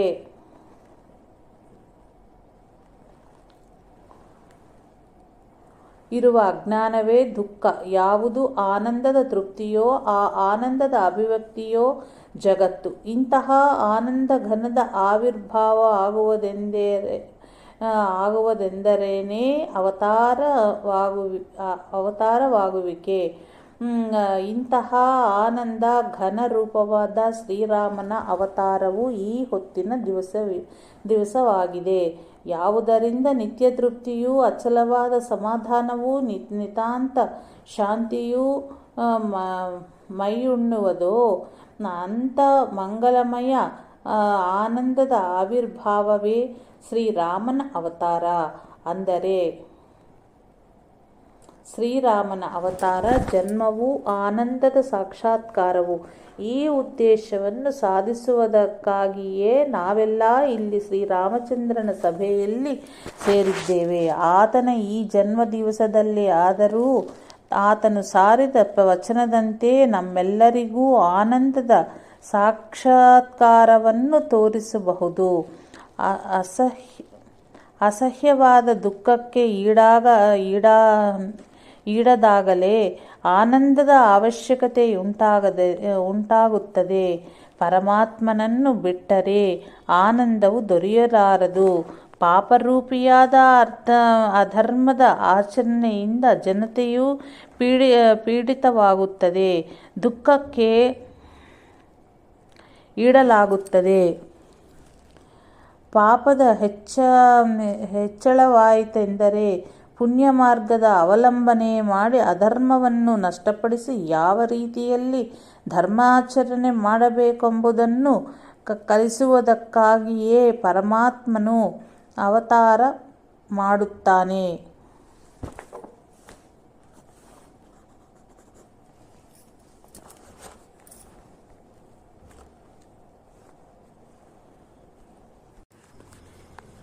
ಅಸಹ್ಯವಾದ ದುಃಖಕ್ಕೆ ಈಡಾದಾಗಲೇ ಆನಂದದ ಅವಶ್ಯಕತೆ ಉಂಟಾಗುತ್ತದೆ. ಪರಮಾತ್ಮನನ್ನು ಬಿಟ್ಟರೆ ಆನಂದವು ದೊರೆಯಲಾರದು.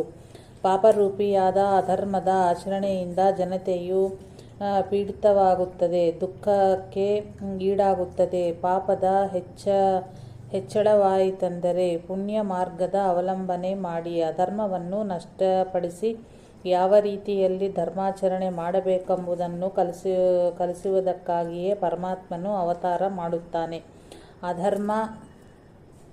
ಅಧರ್ಮ ಮತ್ತು ಪಾಪಗಳ ಹೆಚ್ಚಳವಾಯಿತೆಂದರೆ ನಮ್ಮ ಭಾರವನ್ನು ಭೂಮಿಗೆ ಸಹಿಸಲಾಗುವುದಿಲ್ಲ. ಅದರ ಪುಣ್ಯ ಕ್ಷಯವಾಗ ಹತ್ತುತ್ತದೆ. ಪಾಪದ ಹೆಚ್ಚಳದಿಂದ ತನ್ನ ನಾಶನವಾಗುತ್ತದೆಯೇನೋ ಎಂದು ಭಾವಿಸಿ ಭೂಮಾತೆಯು ಗುರುರೂಪವನ್ನು ತಾಳಿ ಪರಮಾತ್ಮನನ್ನು ಮೊರೆ ಹೋಗುತ್ತಾಳೆ. ಆಗಲೇ ಪರಮಾತ್ಮನು ಅವತಾರ ಮಾಡುತ್ತಾನೆ. ಜಗತ್ತಿನಲ್ಲೆಲ್ಲ ನಡೆದ ಜನತೆಯ ಕೋಲಾಹಲವನ್ನು ಕೇಳಿ ಜನರ ದುಃಖದಾಯಕ ಸ್ಥಿತಿಯನ್ನು ಅಳಿಸುವುದಕ್ಕಾಗಿ ಗೋವಿನ ರೂಪವನ್ನು ತಾಳಿ ಪೃಥ್ವಿಯು ಪರಮಾತ್ಮನಲ್ಲಿಗೆ ಹೋಗುವಾಗ ದೇವತೆಗಳು ಮತ್ತು ಮುನಿವರಿಯರು ಅದನ್ನು ಹಿಂಬಾಲಿಸುತ್ತಾರೆ. ಗೋ ಅಂದರೆ ಕೂಗು, ಅಂದರೆ ಜನತೆಯು ಸಾಮೂಹಿಕ ಪ್ರಾರ್ಥನೆಯಿಂದ ಪರಮಾತ್ಮನನ್ನು ಬೇಡಿಕೊಂಡಾಗ ಕರುಣಾನಿಧಿಯಾದ ಆ ಪರಮಾತ್ಮನಲ್ಲಿ ದಯ ಹುಟ್ಟುತ್ತದೆ. ಭೂಮಿಯು ಗೋರೂಪವನ್ನು ಧರಿಸಿ ಪರಮಾತ್ಮನಿಗೆ ಮೊರೆಯಿಡಲು ತೆರಳುವಾಗ ಇಡೀ ಜಗತ್ತನ್ನೇ ಜೊತೆಗೆ ಕರೆದೊಯ್ಯುತ್ತದೆ. ಅಲ್ಲಿ ಪರಮಾತ್ಮನಿಂದ ಪಡೆದ ಅಭಯವು ಇಡೀ ಜಗತ್ತಿಗೆ ದೊರೆತ ಅಭಯವಾಗುವುದು. ಅಧರ್ಮ, ಅನೀತಿ, ದುಷ್ಟವೃತ್ತಿ ಅಂದರೆ ವಿಷಯ ಸುಖ ಭೋಗಗಳು ಹೊತ್ತಿಸಿದ ಅಗ್ನಿ ಹಾಗೂ ಸ್ವೇಚ್ಛಾಚಾರಗಳಿಂದ ಎಬ್ಬಿಸಿದ ಕೋಲಾಹಲವನ್ನು ನಾಶಪಡಿಸಲು ಇಲ್ಲದಂತಾಗಿ ಮಾಡಲು ಜಗತ್ತಿನ ಜನತೆಯ ಮೇಲೆ ಪ್ರಾಪ್ತವಾದ ದುಃಖ ಸಂಕಟಗಳನ್ನು ನಿವಾರಿಸಲು ಮತ್ತು ತನ್ನ ಆನಂದದ ಆವಿರ್ಭಾವವನ್ನು ಎಲ್ಲ ಕಡೆಯಲ್ಲಿಯೂ ತೋರಿ ಜನರನ್ನು ಆನಂದಭರಿತರನ್ನಾಗಿ ಮಾಡಲು ಈ ಪರಮಾತ್ಮನು ಅವತಾರವನ್ನು ಧರಿಸುವನು ಮತ್ತು ಸ್ವೇಚ್ಛಾಚಾರ, ಅನೀತಿ ಮೊದಲಾದ ದುಃಖಕಾರಕಗಳನ್ನು ನಷ್ಟಪಡಿಸಿ ಅಲ್ಲಿ ಧರ್ಮ, ನೀತಿ ಹಾಗೂ ಸದಾಚಾರಗಳನ್ನು ಸ್ಥಾಪಿಸಲು ಆ ಆನಂದರೂಪಿ ಪರಮಾತ್ಮನು ಆವಿರ್ಭೂತನಾಗುವನು. ದಶರಥ ಎಂದರೆ ಸಾಧಕ, ಕೌಸಲ್ಯ ಈತನ ಬುದ್ಧಿರೂಪಿ ಧರ್ಮಪತ್ನಿ. ಆತ್ಮತ್ವಂ ಗಿರಿಜಾಮತಿಃ. ಆಚಾರ್ಯರು ಶಂಕರನ್ನು ಉದ್ದೇಶಿಸಿ, ನೀನು ನನ್ನ ಆತ್ಮವಿರುವಿ ಮತ್ತು ಗಿರಿಜಾ ಅಂದರೆ ನನ್ನಲ್ಲಿರುವ ಬುದ್ಧಿ ಎಂದು ಹೇಳಿದ್ದಾರೆ. ಬುದ್ಧಿಯನ್ನು ಪತ್ನಿಯೆಂದು ತಿಳಿಯಲ್ಪಟ್ಟುತ್ತದೆ. ಬುದ್ಧಿರೂಪ ಬ್ರಹ್ಮಶಕ್ತಿರೇವ ಪ್ರಕೃತಿ.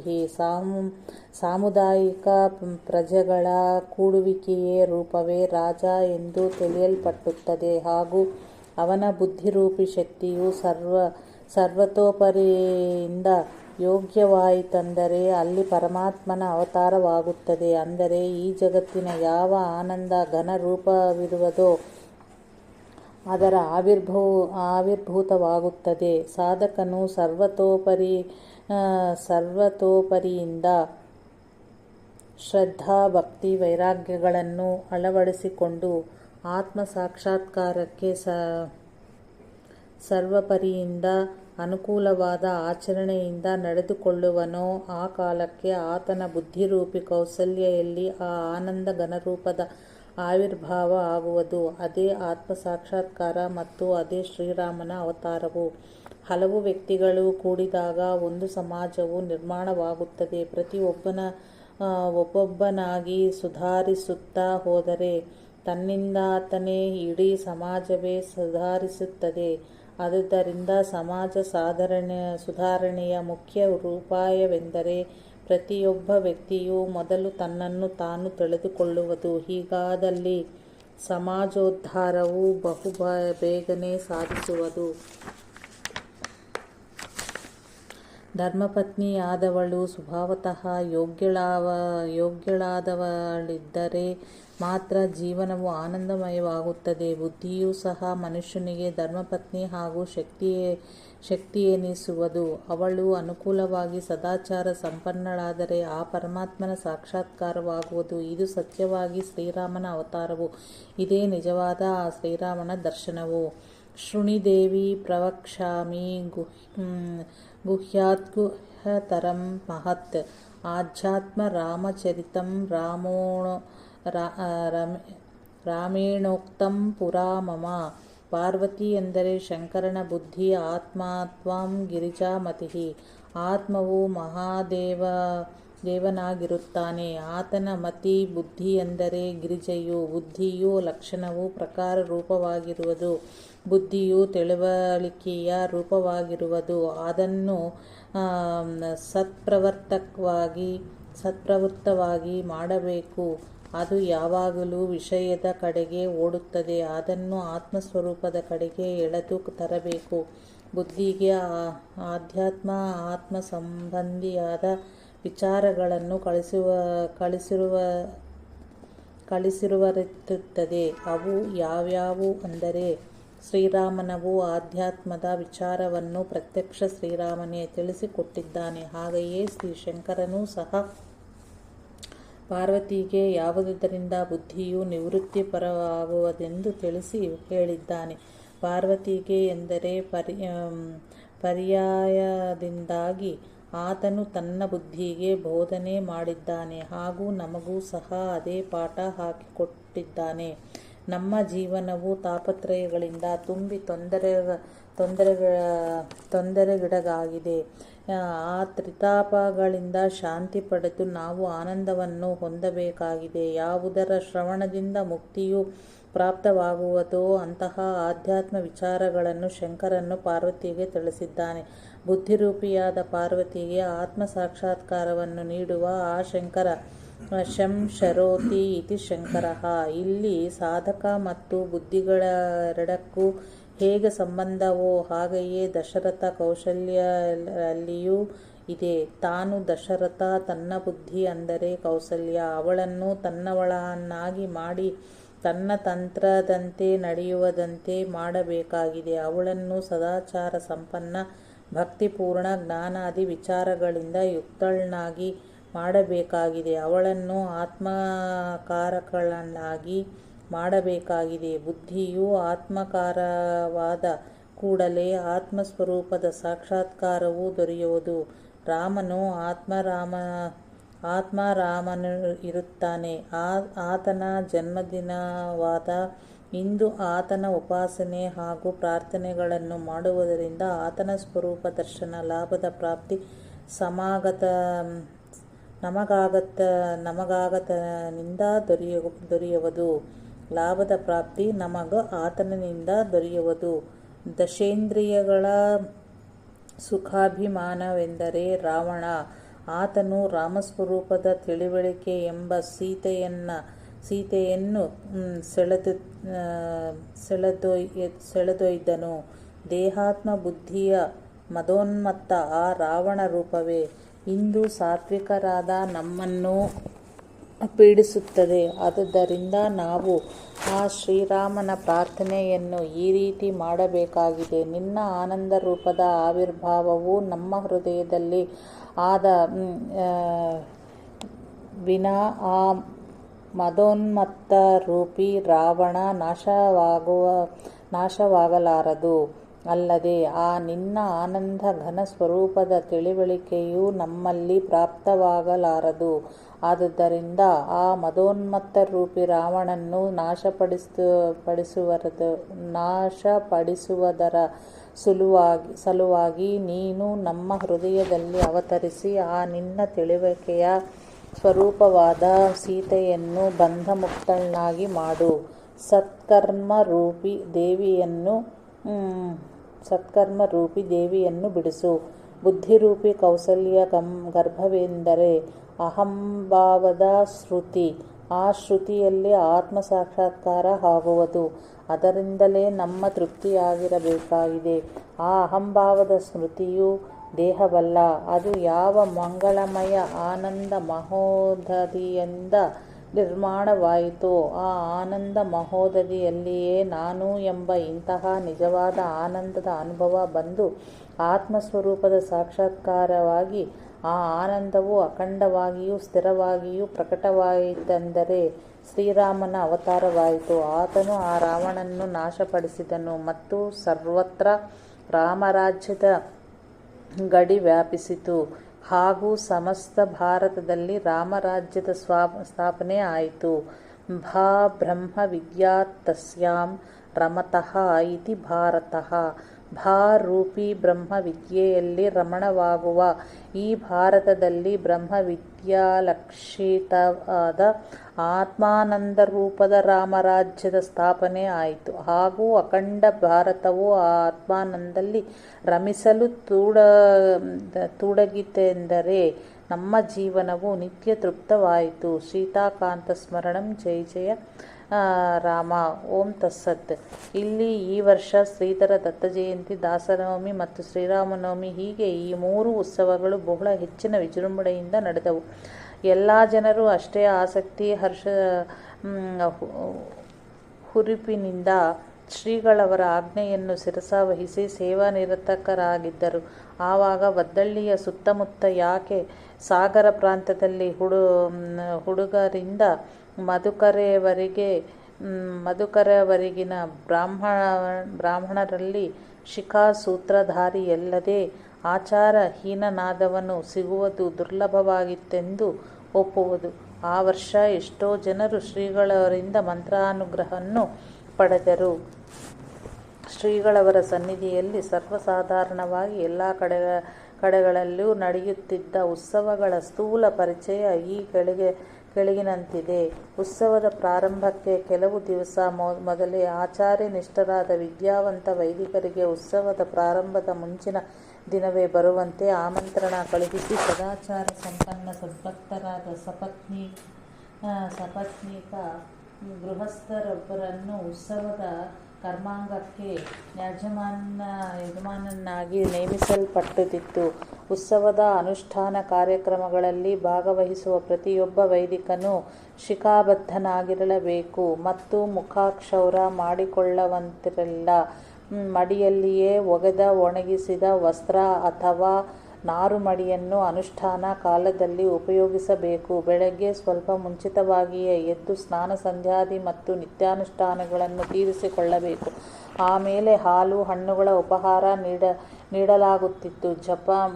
ಚಾ ಕಾಫಿ ಕುಡಿಯಬಾರದೆಂದು ಶ್ರೀಗಳವರ ಮತವಿದ್ದರೂ ಕೆಲವರ ಪ್ರಕೃತಿಗೆ ಇದನ್ನು ಬಿಡುವಂತಿಲ್ಲವಾದ್ದರಿಂದ ಅದರ ವ್ಯವಸ್ಥೆಯೂ ಆಗುತ್ತಿತ್ತು. ಬೆಳಗ್ಗೆ ಧಾನ್ಯ ಪದಾರ್ಥಗಳ ಉಪಹಾರವನ್ನು ಋತ್ವಿಜರು ಸ್ವೀಕರಿಸುವಂತಿರಲಿಲ್ಲ. ಸಾಧ್ಯವಾದಷ್ಟು ಮಟ್ಟಿಗೆ ಹಾಲು, ತುಪ್ಪ, ಸಕ್ಕರೆ, ಬಾಳೆಹಣ್ಣು, ದ್ರಾಕ್ಷಿ, ಕಿತ್ತಳೆ, ಮಾವು ಇತ್ಯಾದಿಗಳನ್ನು ಕೆಲವೊಮ್ಮೆ ಒದಗಿಸಲಾಗಿತ್ತು.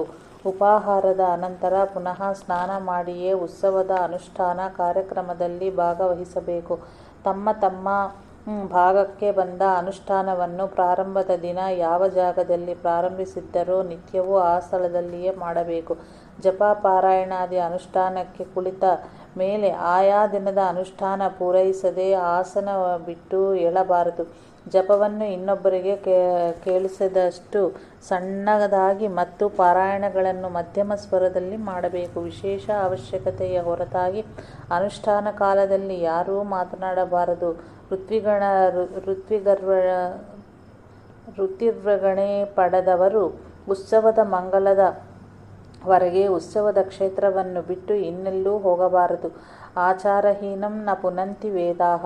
ಆಚಾರಹೀನರನ್ನು ವೇದವು ಕೂಡ ಉದ್ಧರಿಸುವುದಿಲ್ಲ. ಮಾತ್ರವಲ್ಲ, ಇಂಥ ಸಂದರ್ಭದಲ್ಲಿ ಆಚಾರ ವಿಧಿವಿಧಾನಗಳಲ್ಲಿ ಏನಾದರೂ ಕುಂದುಕೊರತೆಯಾದರೆ ಅಲ್ಲಿ ದುಷ್ಟಶಕ್ತಿಗಳ ಪ್ರಾದುರ್ಭಾವ ಆಗಿ ಅವುಗಳು ಧರ್ಮಾನುಷ್ಠಾನಗಳನ್ನು ಕೆಡಿಸಿಬಿಡುತ್ತವೆ. ಆದುದರಿಂದ ಋತ್ವಿಜರು ಶ್ರದ್ಧಾಭಕ್ತಿ ನಿಷ್ಠೆಯಿಂದ ಅನುಷ್ಠಾನಗಳನ್ನು ಹೆಚ್ಚಿನ ದಕ್ಷತೆಯಿಂದ ಮಾಡಬೇಕೆಂಬುದಾಗಿ ಶ್ರೀಗಳವರ ಅಪ್ಪಣೆ ಇರುತ್ತಿತ್ತು. ತರಳು ತೋರಣಗಳಿಂದ ಅಲಂಕೃತವಾದ ವಿಶಾಲವಾದ ಉತ್ಸವ ಮಂಟಪದಲ್ಲಿ ಶಾಸ್ತ್ರೋಕ್ತವಾಗಿ ನಿರ್ಮಿಸಿದ ಯಜ್ಞ ಮಂಟಪವಿರುತ್ತಿತ್ತು.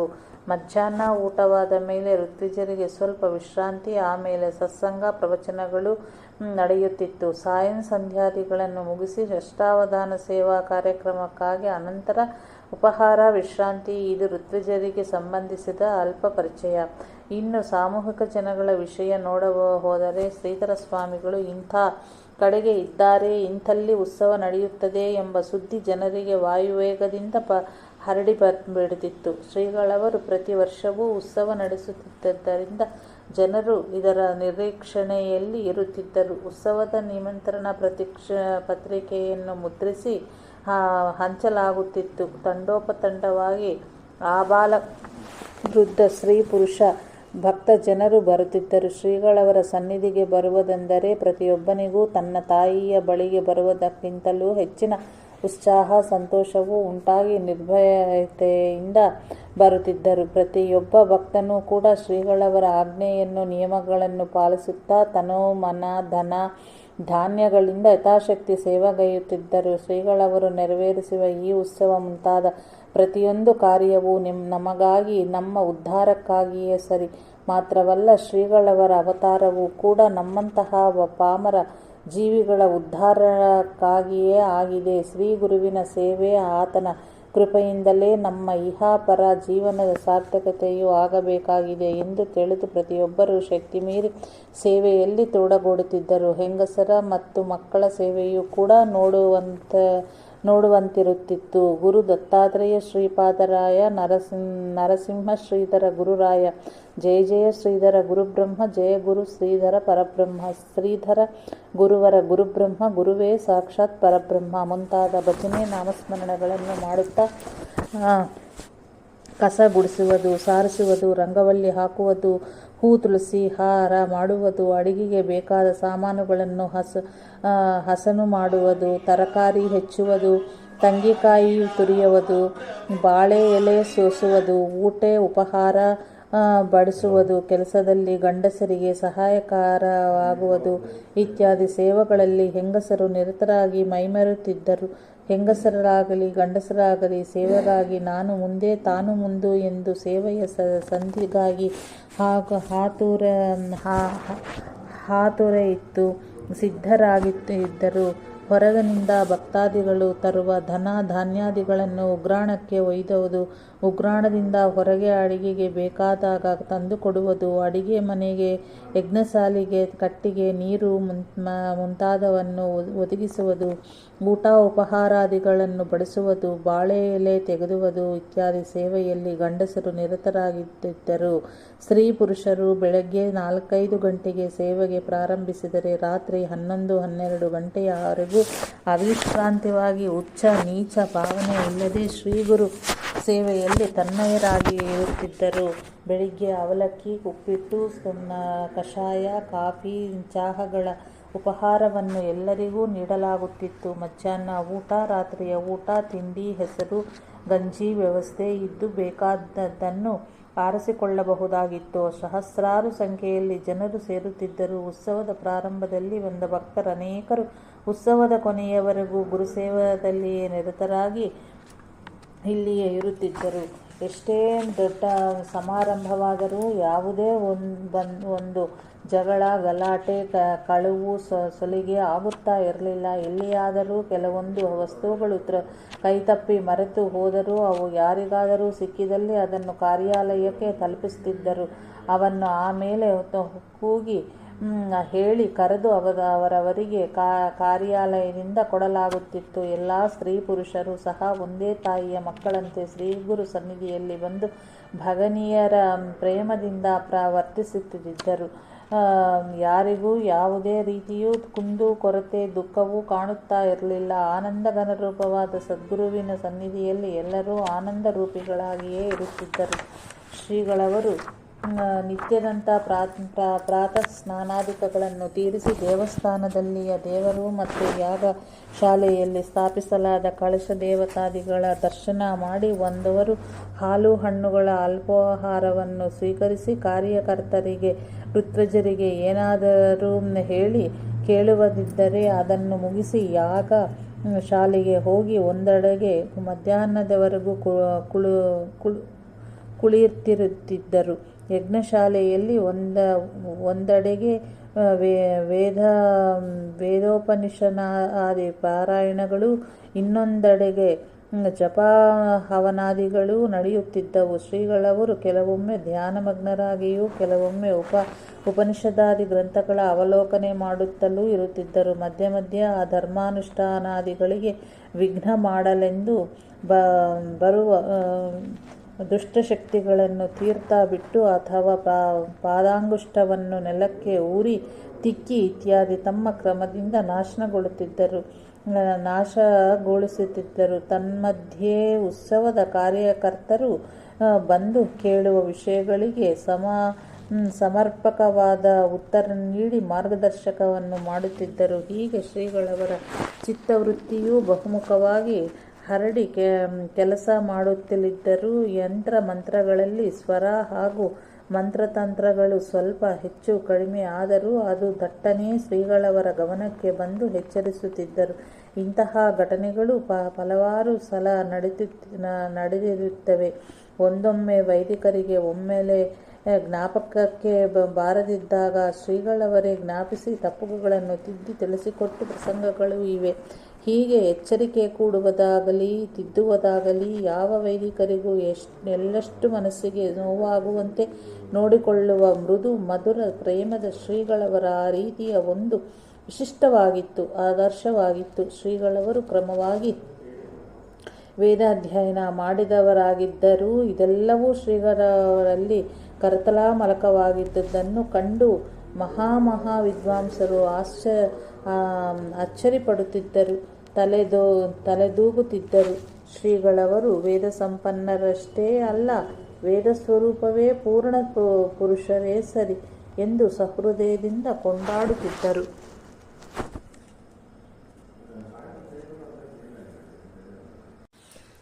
ಮಧ್ಯಾಹ್ನ ಸ್ನಾನದ ಸಮಯವಾದ ಕೂಡಲೇ ಶ್ರೀಗಳವರು ಸ್ನಾನಕ್ಕೆ ತೆರಳುತ್ತಿದ್ದರು. ಕೆಲವೊಮ್ಮೆ ಭಕ್ತಾದಿಗಳಿಂದ ಪಾದಪೂಜೆ ಸ್ವೀಕರಿಸಿ ಆಮೇಲೆ ಸ್ನಾನಕ್ಕೆ ಹೋಗುವುದೂ ಇತ್ತು. ಮಧ್ಯಾಹ್ನದ ಸ್ನಾನಾಗ್ನಿಕವನ್ನು ತೀರಿಸಿ ಪುನಃ ಯಜ್ಞಶಾಲೆಗೆ ಬಂದು ಆಯಾ ದಿನದ ಅನುಷ್ಠಾನ ಕಾರ್ಯಕ್ರಮವು ಮುಗಿಯುವ ತನಕವೂ ಅಲ್ಲಿಯೇ ಇರುತ್ತಿದ್ದರು. ಕೆಲವೊಮ್ಮೆ ದೇವಸ್ಥಾನದಲ್ಲಿ ಮಂಗಳಹಾರತಿ ಪೂರೈಸಿಕೊಂಡೇ ಬರುವುದೂ ಇತ್ತು. ಅನುಷ್ಠಾನ ಮುಗಿದ ಮೇಲೆ ಶ್ರೀಗಳವರು ಪಾಕಶಾಲೆಗೆ ತೆರಳಿ ಅನ್ನಪೂರ್ಣೆಗೆ ತೀರ್ಥ ಹಾಕುತ್ತಿದ್ದರು. ಆಮೇಲೆ ಋತ್ವಿಜರಿಗೆ ತೀರ್ಥ ಕೊಟ್ಟು ಭಿಕ್ಷಕ್ಕೆ ತೆರಳುತ್ತಿದ್ದರು. ಅಷ್ಟಗ್ರಾಸದ ಕರತಲ ಭಿಕ್ಷವನ್ನು ತೀರಿಸಿ ಹೊರಗೆ ಬಂದವರು ಎಲ್ಲರಿಗೂ ತೀರ್ಥ ಕೊಡುತ್ತಿದ್ದರು. ಕೆಲವೊಮ್ಮೆ ಶ್ರೀಗಳವರು ಭಿಕ್ಷೆ ಮುಗಿಸಿ ಬರುವುದರೊಳಗಾಗಿ ಕಾರ್ಯಕರ್ತರು, ಸ್ವಯಂ ಸೇವಕರು ಜನರನ್ನು ಪಂಕ್ತಿಯಲ್ಲಿ ಕೂಡಿಸುತ್ತಿದ್ದರು. ಶ್ರೀಗಳವರು ಪಂಕ್ತಿಯ ಮೇಲೆ ಓಡಾಡುತ್ತಾ ತೀರ್ಥವನ್ನು ಕೊಡುತ್ತಾ ಮುಂದೆ ಹೋಗುತ್ತಿದ್ದರು. ಹಾಗೆಯೇ ಬಡಿಸಲಕ್ಕೂ ಪ್ರಾರಂಭವಾಗುತ್ತಿತ್ತು. ಎಲ್ಲರಿಗೂ ತೀರ್ಥ ಕೊಟ್ಟಾದ ಮೇಲೆ ಶ್ರೀಗಳವರು ಕೆಲವೊಮ್ಮೆ ಸ್ವಲ್ಪ ಹೊತ್ತು ವಿಶ್ರಾಂತಿ ಮಾಡಿದರು, ಬಿಟ್ಟರು. ಊಟವಾಗಿ ಸ್ಥಳವು ಖಾಲಿಯಾದ ಕೂಡಲೇ ಸತ್ಸಂಗ, ಹರಿಕೀರ್ತನಾದಿ ಕಾರ್ಯಕ್ರಮಗಳು ಪ್ರಾರಂಭವಾಗುತ್ತಿದ್ದವು. ಇದಕ್ಕೆ ಇನ್ನೂ ಸ್ವಲ್ಪ ಅವಕಾಶವಿದ್ದರೆ ಭಕ್ತಾದಿಗಳಿಗೆ ದರ್ಶನ ಕೊಡುವ ಕಾರ್ಯಕ್ರಮಕ್ಕೆ ಶ್ರೀಗಳವರು ತೆರಳುತ್ತಿದ್ದರು. ಸತ್ಸಂಗದ ಕಾರ್ಯಕ್ರಮದಲ್ಲಿ ಪ್ರಥಮವಾಗಿ ವಿದ್ವಾಂಸರಿಂದ ವ್ಯಾಖ್ಯಾನವಾಗುತ್ತಿತ್ತು. ಆಮೇಲೆ ಕೊನೆಯದಾಗಿ ಶ್ರೀಗಳವರಿಂದ ಪ್ರವಚನವಾಗುತ್ತಿತ್ತು. ಕೆಲವೊಮ್ಮೆ ಸಾಯಂಕಾಲದ ಕಾರ್ಯಕ್ರಮಗಳೆಲ್ಲ ಮುಗಿದ ಮೇಲೆ ರಾತ್ರಿ ಶ್ರೀಗಳವರಿಂದ ಪ್ರವಚನವಾಗುತ್ತಿತ್ತು. ಶ್ರೀಗಳವರ ಪ್ರವಚನಕ್ಕೆ ಆಬಾಲ ವೃದ್ಧ ಸ್ತ್ರೀ ಪುರುಷರು ಬಹು ಸಂಖ್ಯೆಯಲ್ಲಿ ಸೇರುತ್ತಿದ್ದರು. ಶ್ರೀಗಳವರು ಯಾವ ಭಾಷೆಯಲ್ಲಿ ಪ್ರವಚನ ಮಾಡಿದರೋ ಆ ಭಾಷೆ ತಿಳಿಯದಿದ್ದವನಿಗೂ ಪ್ರವಚನದ ತಾತ್ಪರ್ಯ ಸಾರಾಂಶ ತಿಳಿಯಬರುತ್ತಿತ್ತು. ಇಂದೊಂದು ಶ್ರೀಗಳವರ ಪ್ರವಚನ ವೈಶಿಷ್ಟ್ಯವೆಂದರೂ ತಪ್ಪಲ್ಲ. ಒಂದೊಮ್ಮೆ ಕೆಲವರಿಗೆ ಏನೂ ಅರ್ಥವಾಗದೇ ಇದ್ದರೂ ಮೃದು ಮಧುರವಾದ ಅಮೃತವಾಣಿಯನ್ನು ಹೊರಸೂಸುತ್ತಿರುವ ಶ್ರೀಗಳವರ ತೇಜಪುಂಜವಾದ ಪ್ರಫುಲ್ಲಿತ ಮುಖಾರವಿಂದವನ್ನು ನೋಡಿದಷ್ಟೂ ತೃಪ್ತಿಯಾಗದೆ ಆನಂದದಲ್ಲಿ ಮಗ್ನರಾಗಿರುತ್ತಿದ್ದರು. ಪ್ರವಚನ ಮುಗಿದ ಮೇಲೆ ಸಾಯಂ ಸ್ನಾನವನ್ನು ತೀರಿಸಿ ಶ್ರೀಗಳವರು ಬಂದ ಕೂಡಲೇ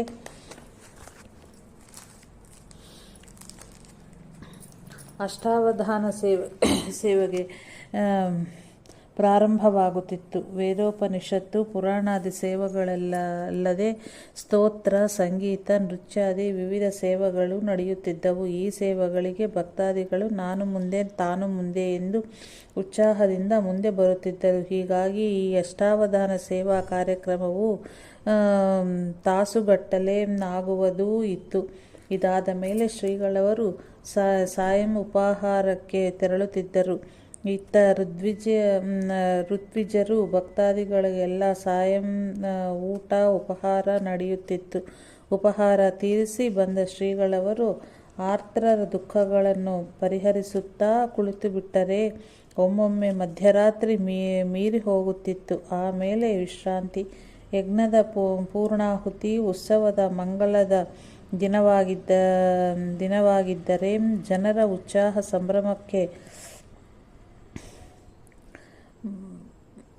ಭರತ ಬಂದಂತಾಗಿತ್ತು.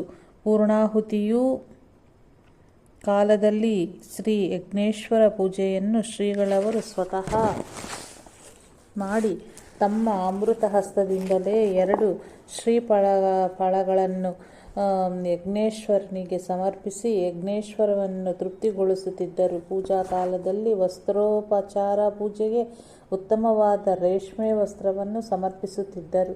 ಶ್ರೀಗಳವರು ನೆರವೇರಿಸುವ ಪ್ರತಿಯೊಂದು ಕರ್ಮ ಯಜ್ಞಾನುಷ್ಠಾನವೂ ಕೂಡ ಒಂದು ಬ್ರಹ್ಮಭಾವದಿಂದಲೇ ಆಗಿರುತ್ತಿತ್ತು.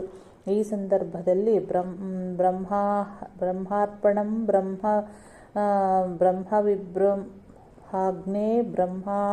ಬ್ರಹ್ಮಣಾಹುತಂ ಬ್ರಹ್ಮೈವ ತೇನ ಗಂತವ್ಯಂ ಬ್ರಹ್ಮಕರ್ಮ ಸಮಾಧಿನ. ಬ್ರಹ್ಮರೂಪ ಅಗ್ನಿಯಲ್ಲಿ ಬ್ರಹ್ಮರೂಪ ಕರ್ತನಿಂದ ಬ್ರಹ್ಮರೂಪ ಕರ್ಮದ ದ್ವಾರ ಬ್ರಹ್ಮರೂಪ ದ್ರವ್ಯಗಳನ್ನು ಬ್ರಹ್ಮಭಾವನೆಯಿಂದ ಹೋಮಿಸಿ ಪಡೆಯಬೇಕಾದದ್ದು ಬ್ರಹ್ಮವೇ ಸರಿ ಎಂಬ ಈ ತಾತ್ಪರ್ಯದ ಭಗವಂತನ ಗೀತಾವಾಕ್ಯವು ಮತ್ತು ತೀರ್ಥ ಕುರ್ವಂತಿ ತೀರ್ಥಾನಿ ಸುಕರ್ಮಿ ಕುರ್ವಂತಿ ಕರ್ಮಾಣಿ ಸಚ್ಚಾಸ್ತ್ರಿ ಕುರ್ವಂತಿ ಶಾಸ್ತ್ರಾಣಿ. ಭಗವದ್ಭಕ್ತರಾಗಿದ್ದು ಭಗವತ್ ಸ್ವರೂಪವೇ ಆಗಿರುವ ಮಹಾತ್ಮರು ತೀರ್ಥವಲ್ಲದೇ ಇರುವಂಥದ್ದನ್ನು ತೀರ್ಥವನ್ನಾಗಿಯೂ ಕರ್ಮವನ್ನು ಸುಕರ್ಮವಾಗಿಯೂ ಶಾಸ್ತ್ರಗಳನ್ನು ಸತ್ಶಾಸ್ತ್ರಗಳನ್ನಾಗಿಯೂ ಮಾಡುವರು. ಎಂಬ ನಾರದ ಭಕ್ತಿ ಸೂತ್ರವೂ ಇಲ್ಲಿ ಸ್ಮರಣೆ ಬರುವುದು. ಹೀಗೆ ಪೂರ್ಣಾಹುತಿಯ ಕಾರ್ಯಕ್ರಮವು ಮುಗಿದು ಋತ್ವಿಜರೆಲ್ಲರ ಊಟವಾದ ಮೇಲೆ ಶ್ರೀಗಳವರು ಪ್ರಥಮವಾಗಿ ಋತ್ವಿಜ ವೈದಿಕರಿಗೆ ಫಲಮಂತ್ರಾಕ್ಷತೆ ಹಾಗೂ ಭೂರಿ ದಕ್ಷಿಣೆ ನೀಡಿ ಆಶೀರ್ವದಿಸುತ್ತಿದ್ದರು. ಆಮೇಲೆ ವರ್ಣಾಶ್ರಮ ಕ್ರಮವಾಗಿ ಎಲ್ಲರಿಗೂ ಮಂತ್ರಾಕ್ಷತೆ ನೀಡಿ ಆಶೀರ್ವದಿಸುತ್ತಿದ್ದರು. ಈ ಕಾರ್ಯಕ್ರಮವು ಮುಗಿಯುವ ಕೆಲವೊಮ್ಮೆ ಮಧ್ಯರಾತ್ರಿಯೂ ಬೆಳಗೂ ಆಗುತ್ತಿತ್ತು. ವದ್ದಳ್ಳಿಯ ಮೇಲ್ಭಾಗದ ಪರ್ವತ ಶಿಖರದಲ್ಲಿ ಸ್ಥಾಪಿಸಿದ್ದ ಶ್ರೀಧರಾಶ್ರಮಕ್ಕೆ ನೀರಿನ ಕೊರತೆ ಹೊಂದಿದ್ದು ಕೆಳಗೆ ದೇವಿ ತೀರ್ಥ ಅಥವಾ ಅಗಸ್ತ್ಯ ತೀರ್ಥದಿಂದಲೇ ನೀರನ್ನು ತಲೆಯ ಮೇಲೆ ಹೊತ್ತು ತರಬೇಕಾಗಿತ್ತು. ಅದಕ್ಕಾಗಿ ಆಶ್ರಮದ ಸಾಧಕರು ಅಲ್ಲಿ ಇಲ್ಲಿ ನೀರಿನ ನಿರೀಕ್ಷಣೆಯನ್ನು ಮಾಡುತ್ತಲಿದ್ದು, ಪರ್ವತ ಮಧ್ಯಭಾಗದಲ್ಲಿ ಒಂದು ಜವಳು ಪ್ರದೇಶವನ್ನು ನೋಡಿ ಶ್ರೀಗಳವರಲ್ಲಿ ವಿನಂತಿಸಿದರು. ಅದರಂತೆ ಶ್ರೀಗಳವರು ಒಂದು ದಿನ ದ್ವಾದಶಿಯ ಪ್ರಾತಃ ಕಾಲ ಸೂರ್ಯೋದಯಕ್ಕೆ ಸರಿಯಾಗಿ ಆ ಸ್ಥಳಕ್ಕೆ ಬಂದರು. ಸ್ಥಳವೂ ಪ್ರಶಾಂತವಾಗಿತ್ತು. ಒಂದು ಮೂಲೆಯಲ್ಲಿ ಶ್ರೀಗಳವರು ತಮ್ಮ ಅಮೃತವರ್ಗ ಹಸ್ತದಿಂದ ಒಂದಿಷ್ಟು ಮಣ್ಣನ್ನು ಬಗೆದಾಗ ಪರಿಶುದ್ಧ ಜಲಸ್ತೋತ್ರವೊಂದು ಹರಿಯ ತೂಗಿಡಿತು. ಅದನ್ನು ಶ್ರೀಗಳವರು ತಮ್ಮ ಪಾದಾಂಗುಷ್ಟದಿಂದ ಅಭಿಮಂತ್ರಿಸಿ ಎಲ್ಲ ತೀರ್ಥಗಳ ಆವಾಹನೆಯನ್ನು ಅದರಲ್ಲಿ ಮಾಡಿ ಅದಕ್ಕೆ ಆತುಲ ಸಾಮರ್ಥ್ಯವನ್ನಿತ್ತು ಶ್ರೀಧರ ತೀರ್ಥ ಎಂದು ನಾಮಕರಣ ಮಾಡಿದರು. ಈ ತೀರ್ಥದ ಸ್ನಾನ ಪಾನಗಳಿಂದ ಎಲ್ಲ ಆದಿವ್ಯಾಧಿಗಳು ದೂರವಾಗುವ ಎಂದು ಆಶೀರ್ವದಿಸಿದರು. ಅದರ ಪ್ರತೀತಿಯು ಇಂದಿಗೂ ಪ್ರತ್ಯಕ್ಷವಾಗಿ ತೋರುತ್ತಲಿರುವುದು. ಈ ದಿವ್ಯ ಶ್ರೀಧರ ತೀರ್ಥ ಸ್ನಾನಕ್ಕೆ ಬಂದಾಗ ಮತ್ತು ಸ್ನಾನ ಮಾಡಿದ ನಂತರ ಅನೇಕರ ಮನಸ್ಸಿನಲ್ಲಿ ದಿವ್ಯಾನಂದ ಉಂಟಾಗಿ ತೀರ್ಥದ ಮಹಿಮೆಯನ್ನು ಅನೇಕ ವಿಧದಿಂದ ಕೊಂಡಾಡುತ್ತಾರೆ. ಇಂತಹ ಸಂದರ್ಭದಲ್ಲಿ ಹಿಂದೊಮ್ಮೆ ಪುಣೆಯೇ ಒಬ್ಬ ಗುರುಭಕ್ತರಿಗೆ ಶ್ಲೋಕರೂಪವಾಗಿ ಸ್ತುತಿಸಿದ ಒಂದು ಕಾವ್ಯವಾದ ಶ್ರೀಧರ ತೀರ್ಥ ಪಂಚಕಂ ಎಂಬುದನ್ನು ಇಲ್ಲಿ ಕೊಡಲಾಗಿದೆ. ಸರ್ವರೋಗಹರಂ ಶುದ್ಧಂ ಜಲಸ್ಫಟಿಕ ನಿರ್ಮಲಂ ವದ್ದಳ್ಳಿಗಿರಿ ಸಂಭೂತಂ ಶ್ರೀಧರೇತಿ ಸುವಿಶ್ರುತಂ ತೀರ್ಥಂ ಪಾಪಹರಂ ದಿವ್ಯಂ ಪವಿತ್ರಂ ಮಧುರಂ ಶುಭಂ ತಪಃ ಸ್ವಾಧ್ಯಾಯ ನಿರತೈಃ ಮುನಿಭಿಶ್ಚ ಸುವೇಸಿತಂ ನಾತ್ಯುಷ್ಟಂ ನಾತಿಶೀತಂ ಚ ಸುಖಮುಶ್ಚಾಪವರ್ಧನಂ ದಿವ್ಯಾಶ್ರಮಸ್ಯ ಸವಿದೆ ಶ್ರೀಧರಣೆ ಸುಪಾಲಿತಂ ಪ್ರಪಾತಘೋಷಂ ಸುಖದಂ ಚಿರಶಾಂತಿಪ್ರದಾಯಕಂ ದಿವ್ಯಮಾನಂದಂ ಸ್ನಾನಾತ್ ದುಷ್ಟವೃತ್ತಿವಿನಾಶನಂ ಸಾಯುಜ್ಯಂ ಮುಕ್ತಿವರದಂ ಸ್ಥಿತವೃತ್ತಿಕರಂ ಮಹಾತ್ ಶ್ರೀಧರ್ಮಸ್ಮರಣ ಸ್ನಾನಾತ್ ಪಾತು ಸಂಸಾರಯಾತ್ರಿಷಾನ್. ಶ್ರೀಗಳವರು ದಾಸನವಮಿ ರಾಮನವಮಿ ಉತ್ಸವದ ದಿನಗಳಲ್ಲಿ ಬೆಳಗಿನಿಂದ ಸಾಯಂಕಾಲದವರೆಗೆ ಕೆಳಗೆ ದೇವಿಯ ದೇವಸ್ಥಾನದಲ್ಲಿ ಉತ್ಸವದ ಕಾರ್ಯಕ್ರಮಗಳನ್ನು ನೆರವೇರಿಸಿ ಸಾಯಂಕಾಲ ಪ್ರವಚನದ ಮೇಲೆ ಗುಡ್ಡದ ಮೇಲೆ ಶ್ರೀಧರ ಆಶ್ರಮದಲ್ಲಿ ವಿಶ್ರಮಿಸುತ್ತಿದ್ದರು. ಒಮ್ಮೊಮ್ಮೆ ಜನರೆಲ್ಲ ಕೆಳಗೆ ಏನು ಮಾಡವೆಂದು ಗುಪ್ತವಾಗಿ ಕೆಳಗೆ ಬಂದು ಎಲ್ಲ ನಿರೀಕ್ಷಿಸಿ ಹೋಗುತ್ತಿದ್ದರು. ಕೆಲವೊಮ್ಮೆ ಜೊತೆಗೆ ಯಾರನ್ನಾದರೂ ಕರೆದುಕೊಂಡು ಬರುತ್ತಿದ್ದರು. ಗುಪ್ತವಾಗಿ ನಿರೀಕ್ಷಿಸುವ ಸ್ವಭಾವ ಶ್ರೀಗಳವರಲ್ಲಿ ಮೊದಲಿನಿಂದಲೇ ಇತ್ತು. ಶ್ರೀರಾಮನವಮಿಯ ಉತ್ಸವವನ್ನು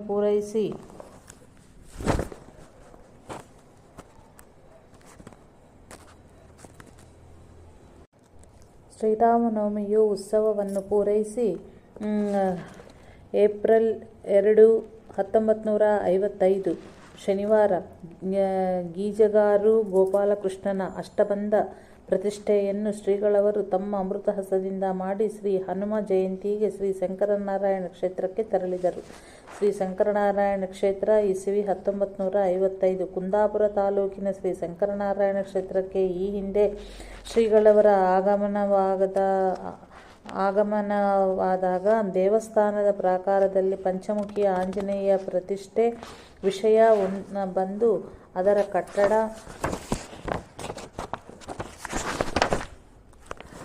ಅದರ ಕಟ್ಟಡ, ಮೂರ್ತಿ ಮುಂತಾದ ಎಲ್ಲ ಖರ್ಚನ್ನು ಶ್ರೀಗಳವರೇ ವಹಿಸಿದರು.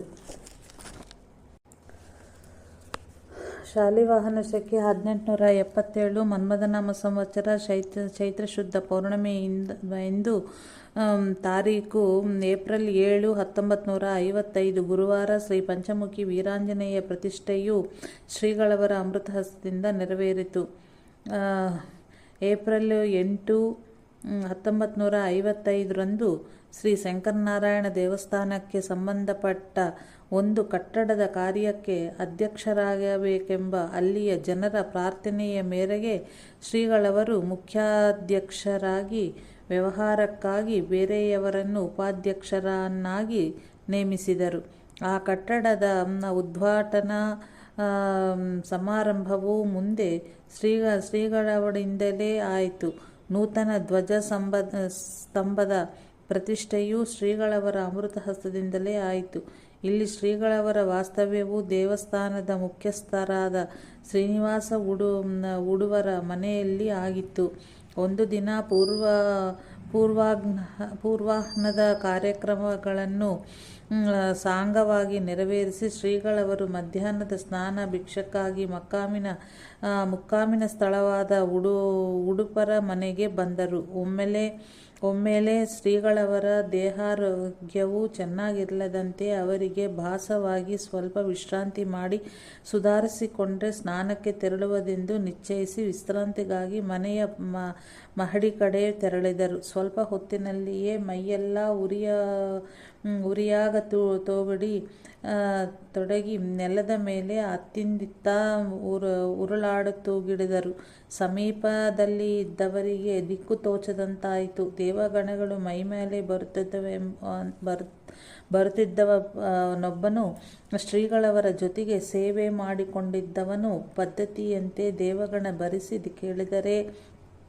ಬರಿಸಿ ಕೇಳಿದರೆ ಅವುಗಳು ನಮ್ಮ ಕಣ್ಣುಗಳನ್ನು ಯಾರು ಕಟ್ಟಿದ್ದಾರೆ, ನನಗೇನೂ ಕಾಣುವುದಿಲ್ಲ ಎಂದರು. ಆವಾಗ ಶ್ರೀಗಳವರೇ ಚೇತರಿಸಿಕೊಂಡು ತೀರ್ಥ ಬಿಟ್ಟರು. ಆವಾಗ ಆ ಗಣಗಳು, ಸ್ವಾಮಿ, ಈಗ ನಮಗೆ ಎಲ್ಲವೂ ಸ್ಪಷ್ಟವಾಗಿ ಕಾಣತೊಡಗಿತು. ನೋಡಿ, ಇಂಥ ಊರು ಸ್ಥಳದಲ್ಲಿ ಘೋರ ತಾಮಸಿ ಮಂತ್ರವಾದಿಯೊಬ್ಬನು ಮೂಟೆಗಟ್ಟಲೆ ಮೆಣಸಿನಕಾಯಿಗಳನ್ನು ಹಾಕಿ ಹೋಮ ಮಾಡುತ್ತಾ ಇದ್ದಾನೆ. ನಿಮಗೆ ತ್ರಾಸು ಕೊಡುವುದೇ ಅವರ ಈ ಕಾರ್ಯದ ಉದ್ದೇಶವಾಗಿದೆ ಎಂದು ಹೇಳತೊಡಗಿದವು. ಆಗ ಶ್ರೀಗಳವರು ತೀರ್ಥ ಬಿಟ್ಟು ಆ ದುಷ್ಟಶಕ್ತಿಗಳನ್ನು ಲಯಗೊಳಿಸಿ ಅವನ ತಾಮಸಿ ಗುಣವು ದೂರವಾಗಲೆಂದು ತೀರ್ಥ ಬಿಟ್ಟರು. ದುಷ್ಟಶಕ್ತಿಗಳು ಲಯ ಹೊಂದಿದ ಕ್ಷಣಾರ್ಧದಲ್ಲಿ ಶ್ರೀಗಳವರು ಸ್ವಸ್ಥರಾಗಿ ಸ್ನಾನಕ್ಕೆ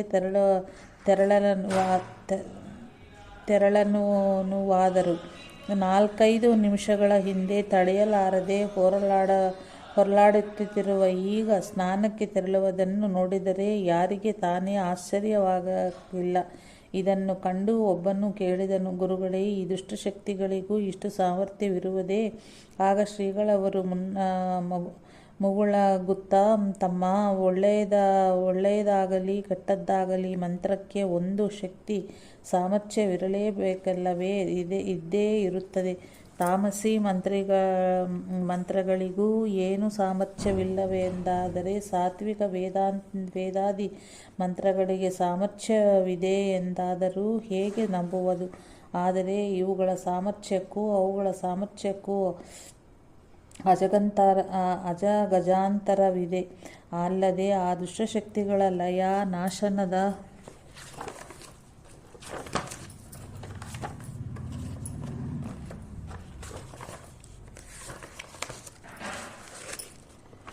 ಕಾಲವು ಬಂದೊದಗಿದ್ದರಿಂದ ಇಲ್ಲಿಗೆ ಬಂದು ಅವುಗಳ ಸ್ವಭಾವದಂತೆ ಅವು ನನಗೆ ತೊಂದರೆ ಕೊಡತೊಡಗಿದವು. ಇಂದು ಈ ಕಾಲದಲ್ಲಿ ನಿಮ್ಮಿಂದಲೇ ಅವುಗಳಿಗೆ ಮೋಕ್ಷ ಹೊಂದುವ ಲಯವಾಗುವ ಯೋಗ ವಿಧಿ ಇತ್ತು ಎಂದು ಸಮಾಧಾನಗೊಳಿಸಿ ಸ್ನಾನಕ್ಕೆ ತೆರಳಿದರು. ಮುಂದಿನ ಕಾರ್ಯಕ್ರಮ ಸಾಂಗವಾಗಿ ನೆರವೇರಿತು. ಇಲ್ಲಿ ಪಂಚಶಂಕರ ನಾರಾಯಣ ಯಾತ್ರೆಯನ್ನು ಮುಗಿಸುವಷ್ಟರಲ್ಲಿ ಶ್ರೀಧರ ಶೆಣೈಯವರು ಬಂದು ಮಂಗಳೂರಿಗೆ ತಮ್ಮಲ್ಲಿಗೆ ಬರುವಂತೆ ಪ್ರಾರ್ಥಿಸಿಕೊಂಡಿದ್ದರಿಂದ ಶ್ರೀಗಳವರು ಶೆಣೈಯವರ ವ್ಯಾನಿನಲ್ಲಿ ಮಂಗಳೂರಿಗೆ ತೆರಳಿದರು.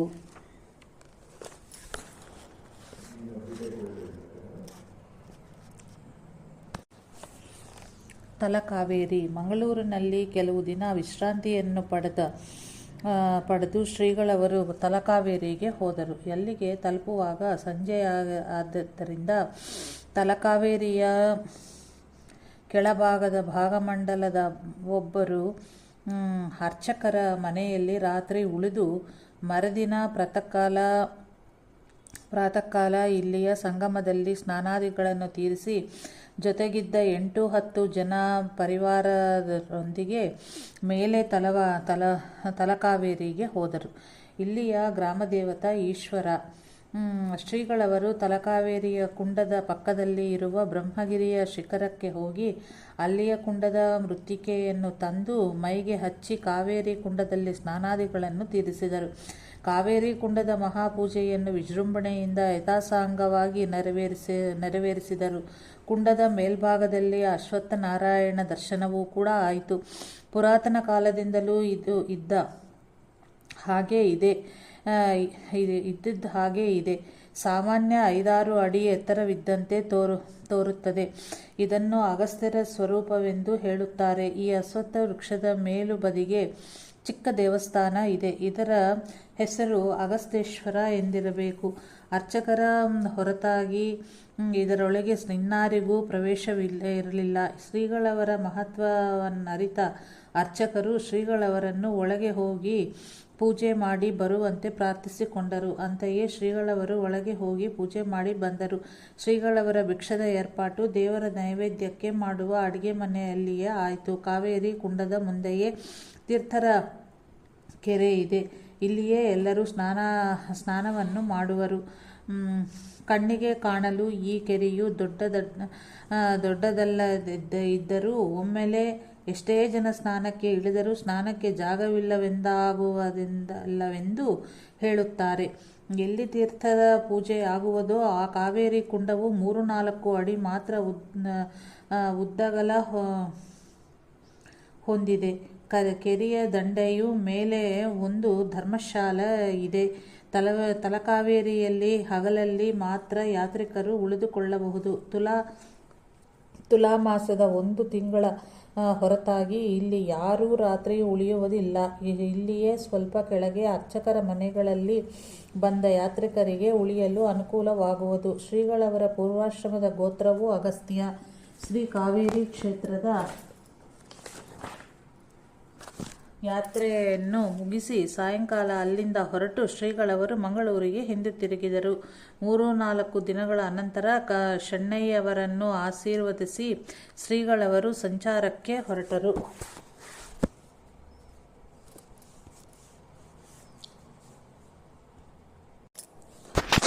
ಕರಿಕಾನ ಪರಮೇಶ್ವರಿ ಸಂಪ್ರೋಕ್ಷಣ ಇಸವಿ 1955. ಈ ವರ್ಷದ ಶಂಕರ ಜಯಂತಿಯನ್ನು ಕರಿಕಾನ ಪರಮೇಶ್ವರಿ ಸನ್ನಿಧಿಯಲ್ಲಿ ಮಾಡುವುದೆಂದು ಆವಾಗಲೇ ದೇವಿಯ ಸಂಪ್ರೋಕ್ಷಣಾದಿ ಕಾರ್ಯಕ್ರಮಗಳನ್ನು ಮಾಡುವುದೆಂದು ನಿಶ್ಚಯಿಸಿ ಮಂಗಳೂರಿನಿಂದ ಹೊರಟ ಶ್ರೀಗಳವರು ಸಂಚರಿಸುತ್ತಾ ಕರಿಕಾನ ಪರಮೇಶ್ವರಿ ಸನ್ನಿಧಿಗೆ ಬಂದರು. ಶಾಲಿವಾಹನ ಶಕೆ 1877 ಮನ್ಮಥನಾಮ ಸಂವತ್ಸರ ವೈಶಾಖ ಶುದ್ಧ ಪ್ರತಿಪದೆ ಏಪ್ರಿಲ್ 23, 1955 ಶನಿವಾರದಿಂದ ವೈಶಾಖ ಶುದ್ಧ ಪಂಚಮಿ ಬುಧವಾರದವರೆಗೆ ಶ್ರೀ ಶಂಕರಾಚಾರ್ಯರ ಜಯಂತಿ ಮತ್ತು ಶ್ರೀದೇವಿಯ ಸಂಪ್ರೋಕ್ಷಣಾದಿ ಕಾರ್ಯಕ್ರಮವನ್ನು ಶ್ರೀಗಳವರು ನೆರವೇರಿಸಿದರು.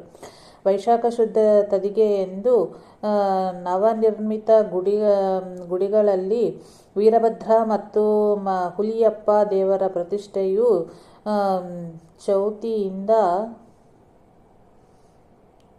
ಚೌತಿ ಎಂದು ಕುಂಭಾಭಿಷೇಕವು ಶ್ರೀಗಳವರ ಅಮೃತ ಹಸ್ತದಿಂದಲೇ ಆಯಿತು. ವೇದ, ಉಪನಿಷತ್, ಶಂಕರ ವಿಜಯ, ಗೀತಾ, ಬ್ರಹ್ಮಸೂತ್ರಾದಿಗಳ ಪಾರಾಯಣವು, ಚಂಡಿ ಹವನ, ನಾಮ ಸಂಹಿತ, ಸ್ವಾಹಾಕಾರಾದಿಗಳು ಬಹುಳ ವಿಜೃಂಭಣೆಯಿಂದ ನೆರವೇರಿದವು. ನಿತ್ಯವೂ ಶ್ರೀ ಶಂಕರ ತತ್ವಜ್ಞಾನದ ಮೇಲೆ ಶ್ರೀಗಳವರ ಬೋಧಪೂರ್ಣ ಪ್ರವಚನಗಳು ಆಗುತ್ತಿದ್ದವು. ಈ ಉತ್ಸವದ ಸಂದರ್ಭದಲ್ಲಿ ಸಾಲಕೂಡಿನ ಶಂಕರಕೃಷ್ಣ ಭಟ್ಟರೆಂಬವರು ತಮ್ಮ ಪೂರ್ವಸಂಕಲ್ಪಿತ ಗಣಪತಿ ಮೂಲಮಂತ್ರ ಹವನವನ್ನು ಇಲ್ಲಿಯೇ ಶ್ರೀಗಳವರ ಹಾಗೂ ದೇವಿ ಸನ್ನಿಧಿಯಲ್ಲಿ ಶ್ರೀಗಳವರ ನೇತೃತ್ವದಲ್ಲಿ ನೆರವೇರಿಸಿದರು. ಶ್ರೀ ಕರಿಕಾನ ಪರಮೇಶ್ವರಿಯ ಮಂಗಳಹಾರತಿ ಸಮಯದಲ್ಲಿ ಅನೇಕ ಜನರಿಗೆ ಮೈಮೇಲೆ ಗಣಗಳ ಆವೇಶವಾಗಿ ಆರತಿ ಮುಗಿತೊಡನೆ ಎಲ್ಲ ಗಣಗಳು ಮೈಬಿಟ್ಟು ಪಾತ್ರಿಗಳು ಸ್ವಸ್ಥರಾಗಿದ್ದರು. ಅಂಬಾರಗೊಡ್ಲು ಗಣಪತಿ ಭಟ್ಟರೆಂಬರಿಗೆ ಅನೇಕ ದಿವಸಗಳಿಂದ ಏನೋ ತೊಂದರೆಯಿದ್ದ ಆರೋಗ್ಯವಿಲ್ಲದ್ದರಿಂದ 3-4 ತಿಂಗಳಿನಿಂದ ಅವರನ್ನು ಶ್ರೀಗಳವರು ಜೊತೆ ಇಟ್ಟುಕೊಂಡಿದ್ದರು. ಈ ಉತ್ಸವದಲ್ಲೊಂದು ದಿನ ರಾತ್ರಿ ಸುಮಾರು 12 ಗಂಟೆಯ ಸಮಯಕ್ಕೆ ಒಮ್ಮೆಲೆ ತೊಂದರೆ ಜಾಸ್ತಿಯಾಗಿ ಕೂಗಿಕೊಂಡರು ಹಾಗೂ ಎಚ್ಚರ ತಪ್ಪಿತು. ಶ್ರೀಗಳವರಿಗೆ ತಿಳಿಸಿದಾಗ ಶ್ರೀಗಳವರು ಬಂದು ತೀರ್ಥ ಹಾಕಿದರು. 4 ಕೂಡ ತೀರ್ಥ ಹಾಕಿದರೂ ಎಚ್ಚರ ಬಾರದಿದ್ದುದನ್ನು ಮತ್ತು ಶರೀರದ ಕೆಲವು ಲಕ್ಷಣಗಳನ್ನು ನೋಡಿದಾಗ ಇವರು ಮೃತಪಟ್ಟರೆಂದೇ ಭಾಸವಾಯಿತು. ತಲೆಯ ಮೇಲೆ ಪಾದವನ್ನಿಟ್ಟು ಶ್ರೀಗಳವರು ತೀರ್ಥ ಹಾಕುವ ಕಾರ್ಯವನ್ನು ನಿಲ್ಲಿಸಲೇ ಇಲ್ಲ. ಜೊತೆಗಿದ್ದ ಸೇವಕರಿಗೆ ಕೆಳಗಿನಿಂದ ನೀರು ತರುವುದು ಒಂದು ಕೆಲಸವಾಗಿತ್ತು. 1/4 ಗಂಟೆಯ ಮೇಲೆ ಅಷ್ಟಷ್ಟಾಗಿ ಕಣ್ಣು ತೆರೆದು ಚೇತರಿಸಿಕೊಂಡು ಎದ್ದು ಕುಳಿತರು. ಆಗ ಎಲ್ಲರಿಗೂ ಸಂತೋಷವಾಗಿ ಎಲ್ಲೆಡೆಯಿಂದಲೂ ಶ್ರೀಗಳವರು ಜಯ ಜಯಕಾರವು ಕೇಳಿಸಿತು. ಬೆಳಗಾಗುವುದರೊಳಗೆ ಸ್ವಸ್ಥರಾದರು.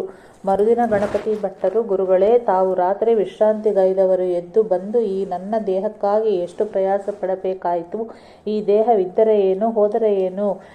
ಕ್ಷುಲ್ಲಕನಾದ ನನ್ನ ಬಗ್ಗೆ ತಾವೇಕೆ ಇಷ್ಟು ಕಷ್ಟಪಡಬೇಕು ಎಂದು ಹೇಳಿದಾಗ ಶ್ರೀಗಳವರು, ತಮ್ಮ, ಇವನನ್ನು ನಾನು ನೋಡಿಕೊಳ್ಳುತ್ತೇನೆ, ನನ್ನ ಜೊತೆಗೆ ಬಿಡು ಎಂದು ನಿನ್ನ ತಂದೆಗೆ ಹೇಳಿ ಜೊತೆಗಿಟ್ಟುಕೊಂಡಿದ್ದೇನೆ. ಅಂತಾದ ಮೇಲೆ ನಿನ್ನ ಎಲ್ಲ ಭಾರವು ನನ್ನದೇ ಆಯಿತೆ ಅಲ್ಲದೆ ಮುಂದೆಯೂ ಇನ್ನಷ್ಟು ಸೇವೆಯನ್ನು ನಿನ್ನಿಂದ ಮಾಡಿಸಿಕೊಳ್ಳುವುದಿದೆ. ಮಗ, ನಿನ್ನೆ ಒಂದು ಗಂಡಾಂತರವಿತ್ತು. ಗುರುಸನ್ನಿಧಿಯಲ್ಲಿದ್ದರಿಂದ ಅದು ಪರಿಹಾರವಾಯಿತು. ಅದಕ್ಕಾಗಿಯೇ ನಿನ್ನನ್ನು ಜೊತೆಗೆ ಇಟ್ಟುಕೊಂಡಿದ್ದೆ. ಇನ್ನು ಕೆಲವೇ ದಿವಸಗಳಲ್ಲಿ ಪೂರ್ಣ ಸುಸ್ಥತಾದ ಮೇಲೆ ನಿನ್ನನ್ನು ಮನೆಗೆ ಕಳುಹಿಸಿ ಕೊಡುತ್ತೇನೆ ಎಂದು ಹೇಳಿ ಬೆನ್ನಿನ ಮೇಲೆ ಕೈ ಆಡಿಸಿದರು. ನಿನ್ನಿಂದ ಮುಂದೆ ಸೇವೆ ಮಾಡಿಸಿಕೊಳ್ಳುವುದಿದೆ ಎಂಬ ಶ್ರೀಗಳವರ ಅಂದಿನ ಆ ಅಮೃತವಾಣಿಯಂತೆ ಅದೇ ಗಣಪತಿ ಭಟ್ಟರಿಂದ ವರದಾಪುರದ ಶ್ರೀಧರಾಶ್ರಮದಲ್ಲಿ ಆಶ್ರಮದ ಕಾರ್ಯದರ್ಶಿಯ ಸೇವೆಯನ್ನು ಶ್ರೀಗಳವರು ಮಾಡಿಸಿಕೊಂಡರು. ಇದೇ ಸಂದರ್ಭದಲ್ಲಿ ಕರಿಕಾನ ಪರಮೇಶ್ವರಿ ಗಿರಿಯ ಕೆಳಭಾಗದಲ್ಲಿ ಇರುವ ಅರೆ ಅಂಗಡಿಗಳಲ್ಲಿ ಪ್ರೌಢ ವಿದ್ಯಾಶಾಲೆಯ ಶಿಲಾನ್ಯಾಸವನ್ನು ಶ್ರೀಗಳವರು ತಮ್ಮ ಅಮೃತ ಹಸ್ತದಿಂದ ನೆರವೇರಿಸಿದರು. ಕರಿಕಾನ ಪರಮೇಶ್ವರಿಯಲ್ಲಿಯ ಕಾರ್ಯಕ್ರಮಗಳನ್ನು ಸಾಂಗವಾಗಿ ನೆರವೇರಿಸಿ ಶ್ರೀಗಳವರು ಸಾಗರದ ಕಡೆಗೆ ಆಗಮಿಸಿದರು. ನಿಟ್ಟಿ ಅಪ್ಪಣ ಭಟ್ಟರ ಹಾಗೂ ಗ್ರಾಮಸ್ಥರ ಪ್ರಾರ್ಥನೆಯಂತೆ ಶ್ರೀ ನರಸಿಂಹ ಜಯಂತಿಗೆ ಶ್ರೀಗಳವರು ಹರಿಯಾಳ ನರಸಿಂಹ ದೇವಸ್ಥಾನಕ್ಕೆ ಹೋಗಿ ನರಸಿಂಹನಿಗೆ ಅಭಿಷೇಕ ಪೂಜಾದಿಗಳನ್ನು ನೆರವೇರಿಸಿ ಮಾರನೆಯ ದಿನ ಅಲ್ಲಿ ಭಿಕ್ಷವನ್ನು ಸ್ವೀಕರಿಸಿ ಮುಂದೆ ತೆರಳಿದರು. ಈಗ ಈ ಊರು ಲಿಂಗನಮಕ್ಕಿ ಜಲಾಶಯದಲ್ಲಿ ಮುಳುಗಡೆಯಾಗಿದ್ದು ಭಕ್ತಾದಿಗಳು ಇಲ್ಲಿಗೆ ಸಮೀಪದಲ್ಲಿ ದೇವಸ್ಥಾನವನ್ನು ನಿರ್ಮಿಸಿ ಮೂರ್ತಿಯನ್ನು ಸ್ಥಾಪಿಸಿದ್ದಾರೆ. ಅವಿಶ್ರಾಂತ ಸಂಚಾರದಿಂದಾಗಿ ಶ್ರೀಗಳವರಿಗೆ ವಿಶ್ರಾಂತಿಯ ಅವಶ್ಯಕತೆಯೂ ಎದುರಾಗುತ್ತಿತ್ತು. ಶ್ರೀಗಳವರು ಏಕಾಂತಕ್ಕೆ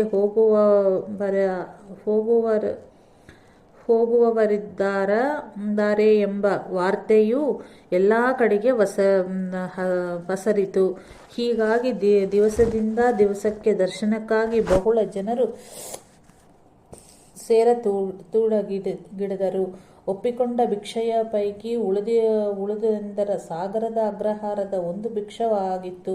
ಇಲ್ಲಿಂದ ಎಲ್ಲಿಯೋ ಏಕಾಂತಕ್ಕೆ ಹೋಗುತ್ತಾರೆ ಎಂಬುದು ಎಲ್ಲರಿಗೂ ತಿಳಿದಿತ್ತು. ಹೀಗಾಗಿ ಆ ದಿನ ಅಗ್ರಹಾರದಲ್ಲಿ ಜನರು ಕಿಕ್ಕಿರಿದು ನೆರೆದಿದ್ದರು.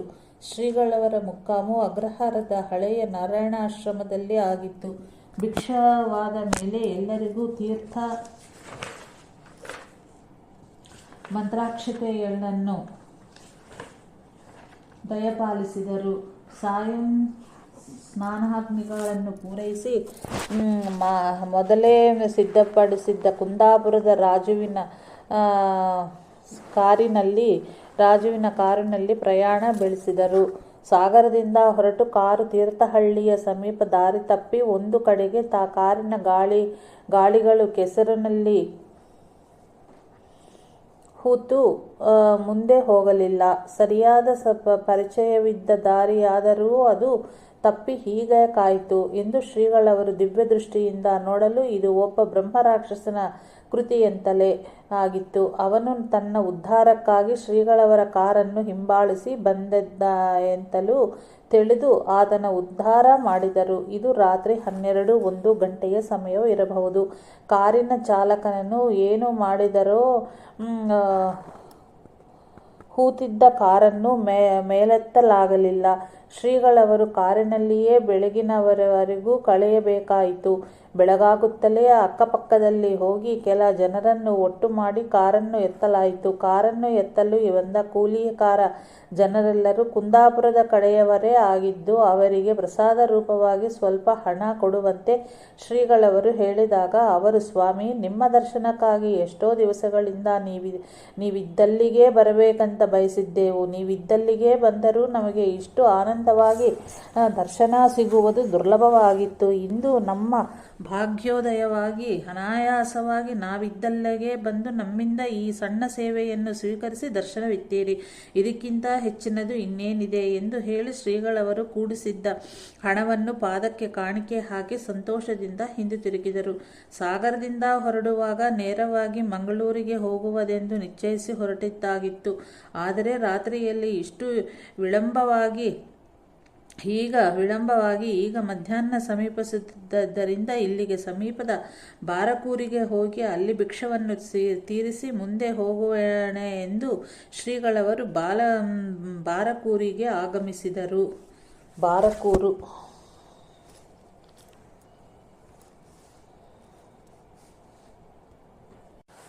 ಬಾರಕೂರು ಇಸವಿ 1955. ಬಾರಕೂರಿಗೆ ತೆರಳಿದ ಮೇಲೆ ಅಲ್ಲಿಯ ಬೇತಾಳ ವಾರ್ಷಿಕೋತ್ಸವವು ಸಮೀಪಿಸಿದ್ದರಿಂದ ಅದನ್ನು ಮುಗಿಸಿಯೇ ಮಂಗಳೂರಿಗೆ ಹೋಗುವುದೆಂದು ನಿಶ್ಚಯವಾಗಿ ಶ್ರೀಗಳವರು ಗಣಪತಿರಾಯರ ಮನೆಯಲ್ಲಿ ಉಳಿದರು. ಇಲ್ಲಿಯೂ ಮಧ್ಯಾಹ್ನ ಮೇಲೆ ನಿತ್ಯವೂ ಆರ್ತರ ದುಃಖ ಪರಿಹಾರದ ಕಾರ್ಯಕ್ರಮವೂ ನಡೆಯುತ್ತಿತ್ತು. ಈ ಬಾರಿ ಇಲ್ಲಿಯ ಅಕ್ಕಪಕ್ಕದ 1-2 ಭಿಕ್ಷಪಾದ ಪೂಜೆಗಳನ್ನು ಸ್ವೀಕರಿಸಿದರು. ಶ್ರೀಗಳವರ ವತಿಯಿಂದಲೇ ಬೇತಾಳನ ಉತ್ಸವದ ಎಲ್ಲ ತಯಾರಿಯೂ ನಡೆಯಿತು. ಈ ದಿನ ಉತ್ಸವದ ದಿನವಾಗಿತ್ತು. ಮಧ್ಯಾಹ್ನದ ಪೂಜಾ ಸಮಯಕ್ಕೆ ಶ್ರೀಗಳವರು ಹೋಗಿ ಅಭಿಷೇಕಾದಿಗಳನ್ನು ಮಾಡಿ ಕಲೆಯನ್ನು ಹೆಚ್ಚಿಸಿದರು. ಮಹಾಮಂಗಳಾರತಿಯ ಸಮಯಕ್ಕೆ ಆ ಸ್ತಂಭವು ಸ್ವಲ್ಪ ಅಲುಗಾಡಿದಂತೆ ಒಬ್ಬ ಹುಡುಗನಿಗೆ ಕಂಡುಬಂದು ತನ್ನ ತಂದೆಗೆ ತಿಳಿಸಿದನು. ಆದರೆ ಇದು ಅವನ ಭ್ರಮೆ ಇರಬಹುದು ಎಂದು ತಂದೆಯೇ ಸುಮ್ಮನಿರಿಸಿದನು. ಈ ವಿಷಯ ಆವಾಗ ಹೆಚ್ಚು ಪ್ರಕಟವಾಗಿರಲಿಲ್ಲ. ಸಾಯಂಕಾಲವೂ ಶ್ರೀಗಳವರು ಅಲ್ಲಿಗೆ ಆಗಮಿಸಿ ಕಲೆ ಉಂಟು ಮಾಡಿ ಅಸ್ವಸ್ಥರಾದಾಗ ಪೂಜಾ ನೈವೇದ್ಯಗಳಿಗಾಗಿ ಆರತಿಯ ಸಮಯಕ್ಕೆ ಬೇತಾಳನ ಪ್ರವೇಶವು ಅದರಲ್ಲಿ ಆಗಿ ಅಚೇತನವಾದ ಆ ಕಲ್ಲುಕಂಬವು ಅಂದರೆ ಸ್ತಂಭ ಹೇಗೆ ಒಂದು ತಂಗು ಅಥವಾ ಅಡಿಕೆ ಮರುವು ಗಾಳಿಗೆ ಅಲುಗಾಡುವುದೋ ಹಾಗೆ ಆನಂದದಿಂದ ಅಲುಗಾಡುತ್ತಾ ತಲೆ ತೂಗಾಡುತ್ತಿತ್ತು. ಶ್ರೀಗಳವರ ಪ್ರವಚನ ಮುಗಿಯುವವರೆಗೂ ಹಾಗೆಯೇ ಸ್ಪಷ್ಟವಾಗಿ ತಲೆ ತೂಗುತ್ತಿದ್ದು ಅಲ್ಲಿ ನೆರೆದ ಸಾವಿರಾರು ಜನರಿಗೂ ಕಂಡು ಬಹಳ ಆಶ್ಚರ್ಯ ಉಂಟು ಮಾಡಿತು. ಅಲ್ಲಿಯ ಎಲ್ಲ ಜನರಲ್ಲಿ ಅಂದಿನ ಆ ನೆನಪು ಇಂದಿನವರೆಗೂ ಕಣ್ಣಿಗೆ ಕಟ್ಟಿದಂತೆ ಉಳಿದಿದೆ. ಎಲ್ಲ ಸಂಪ್ರದಾಯಗಳ ತಿರುಳೆಂದರೆ ದಯಾ, ಕ್ಷಮಾ, ಶಾಂತಿ, ಸದಾಚಾರ, ಪರೋಪಕಾರ, ಸರ್ವಾತ್ಮಭಾವಾಗಿರುವುದು. ಎಂಬ ಈ ವಿಚಾರವನ್ನು ಶ್ರೀಗಳವರು ಪ್ರವಚನದಲ್ಲಿ ಸ್ಪಷ್ಟಪಡಿಸಿದರು. ಶ್ರೀಗಳವರು ತಂಗಿದ್ದ ಗಣಪತಿರಾಯರ ಮನೆಯಲ್ಲಿ ಒಂದು ದಿನ ಶ್ರೀಗಳವರ ಪಾದಪೂಜೆಯೋತ್ಸವ ಸಂಭ್ರಮದಿಂದ ನಡೆಯುತ್ತಿತ್ತು. ಪೂಜೆಯಾಗಿ ಮಂಗಳಾರತಿಯ ಕಾಲವಾಗಿತ್ತು. ದೊಡ್ಡದಾದ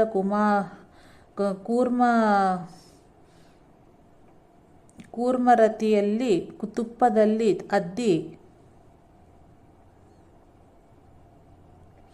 ಬತ್ತಿಯನ್ನು ಹಚ್ಚಿ ಗಣಪತಿರಾಯರು ಹರಕೆ ಬೆಳಗಿದರು. ಗಂಟೆ, ವಾದ್ಯ, ಹಾಡು, ಭಜನೆಗಳ ನಿನಾದವು ಎಲ್ಲ ಕಡೆ ಪಸರಿತ್ತು. ಆ ಆರತಿ ಬೆಳಗಿದ ಮೇಲೆ ನೆರೆದವರೆಲ್ಲ ಆ ಕೂರ್ಮಾರತಿಯನ್ನು ತೆಗೆದುಕೊಳ್ಳುತ್ತಿದ್ದರು.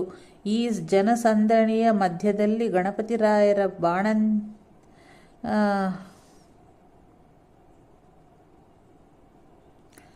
ಗಣಪತಿರಾಯರ ಬಾಣಂತಿ ತಂಗಿಯೊಬ್ಬರು ಕರ್ಕಿ ಅವಧಾನಿಯ ಹೆಂಡತಿ.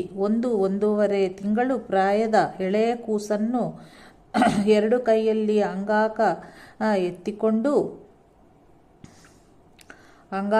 ಎತ್ತಿಕೊಂಡು ಪೂಜಾ ಕಾರ್ಯಕ್ರಮವನ್ನು ಆನಂದದಿಂದ ನೋಡುತ್ತಿದ್ದಳು. ಆರತಿಯನ್ನು ಜನರು ಎರಡು ಕೈಯಿಂದ ಸ್ವಾಗತಿಸಿ ಸ್ವೀಕರಿಸುತ್ತಿರುವಾಗ ಯಾರದೋ ಕೈಗಳು ಆರತಿಗೆ ತಾಗಿ ತುಪ್ಪವು ಬಸಿಯುತ್ತಾ ಉರಿಯುತ್ತಿದ್ದ ಬತ್ತಿಗಳು ಎಳೆಯ ಶಿಶುವಿನ ಮೇಲೆ ಬಿದ್ದು ಆ ಶಿಶುವು ಬದುಕುವುದೇ ಕಷ್ಟವೋ ಏನೋ ಅನ್ನಿಸ್ತಿತ್ತು.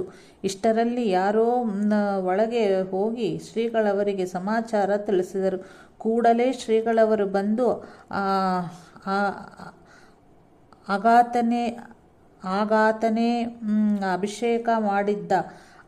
ಆತನೇ ಅಭಿಷೇಕ ಮಾಡಿದ್ದ ತಮ್ಮ ಪಾದತೀರ್ಥವನ್ನು ಪ್ರೋಕ್ಷಿಸಿ ಅಭಯ ನೀಡಿ ಸ್ವಾಂತಗೊಳಿಸಿದರು. ಮಹಾದಾಶ್ಚರ್ಯ! ಉರಿಯಿಂದ ಕೈಕಾಲು ಬಡಿದುಕೊಳ್ಳುತ್ತಿದ್ದ ಶಿಶುವು ಶ್ರೀಗಳವರ ಕೃಪಾದೃಷ್ಟಿ ಬಿದ್ದದೊಡನೆ ಉರಿಯ ಕಡಿಮೆ ಆಗಿ ಅಳುವನ್ನು ನಿಲ್ಲಿಸಿತು. ಎಲ್ಲರಿಗೂ ಹೋದ ಪ್ರಾಣ ಬಂದಂತಾಯಿತು. ಆನಂದದಿಂದ ಶ್ರೀಮದ್ ಪರಮಹಂಸ ಪರಿವ್ರಾಜಕಾಚಾರ್ಯ ಸದ್ಗುರು ಭಗವಾನ್ ಶ್ರೀ ಶ್ರೀಧರ ಸ್ವಾಮಿ ಮಹಾರಾಜ್ ಕಿ ಜೈ ಎಂಬ ಜಯಘೋಷವನ್ನು ಉಚ್ಚಸ್ವರದಲ್ಲಿ ಮಾಡಿದರು. ನಂತರ ಕೆಲವು ದಿವಸದಲ್ಲಿ ಶಿಶುವು ಸಂಪೂರ್ಣ ಆರೋಗ್ಯವಾಗಿ ನಂತರದಲ್ಲಿ ಅವಳಿಗೆ ಲಗ್ನವೂ ಆಯಿತು. ಬಾರಕೂರಿನ ಕಾರ್ಯಕ್ರಮವನ್ನು ಮುಗಿಸಿ ಶ್ರೀಗಳವರು ಚಾತುರ್ಮಾಸ್ಯ ಹಾಗೂ ಏಕಾಂತಕ್ಕಾಗಿ ಮಂಗಳೂರಿಗೆ ತೆರಳಿದರು. ನಮಃ ಶಾಂತಾಯ ದಿವ್ಯಾಯ ಸತ್ಯಧರ್ಮ ಸ್ವರೂಪಿಣೆ ಸ್ವಾನಂದಾಮೃತ ತೃಪ್ತಾಯ ಶ್ರೀಧರಾಯ ನಮೋ ನಮಃ. ಸದ್ಗುರು ಭಗವಾನ್ ಶ್ರೀ ಶ್ರೀಧರಾರ್ಪಣಮಸ್ತು.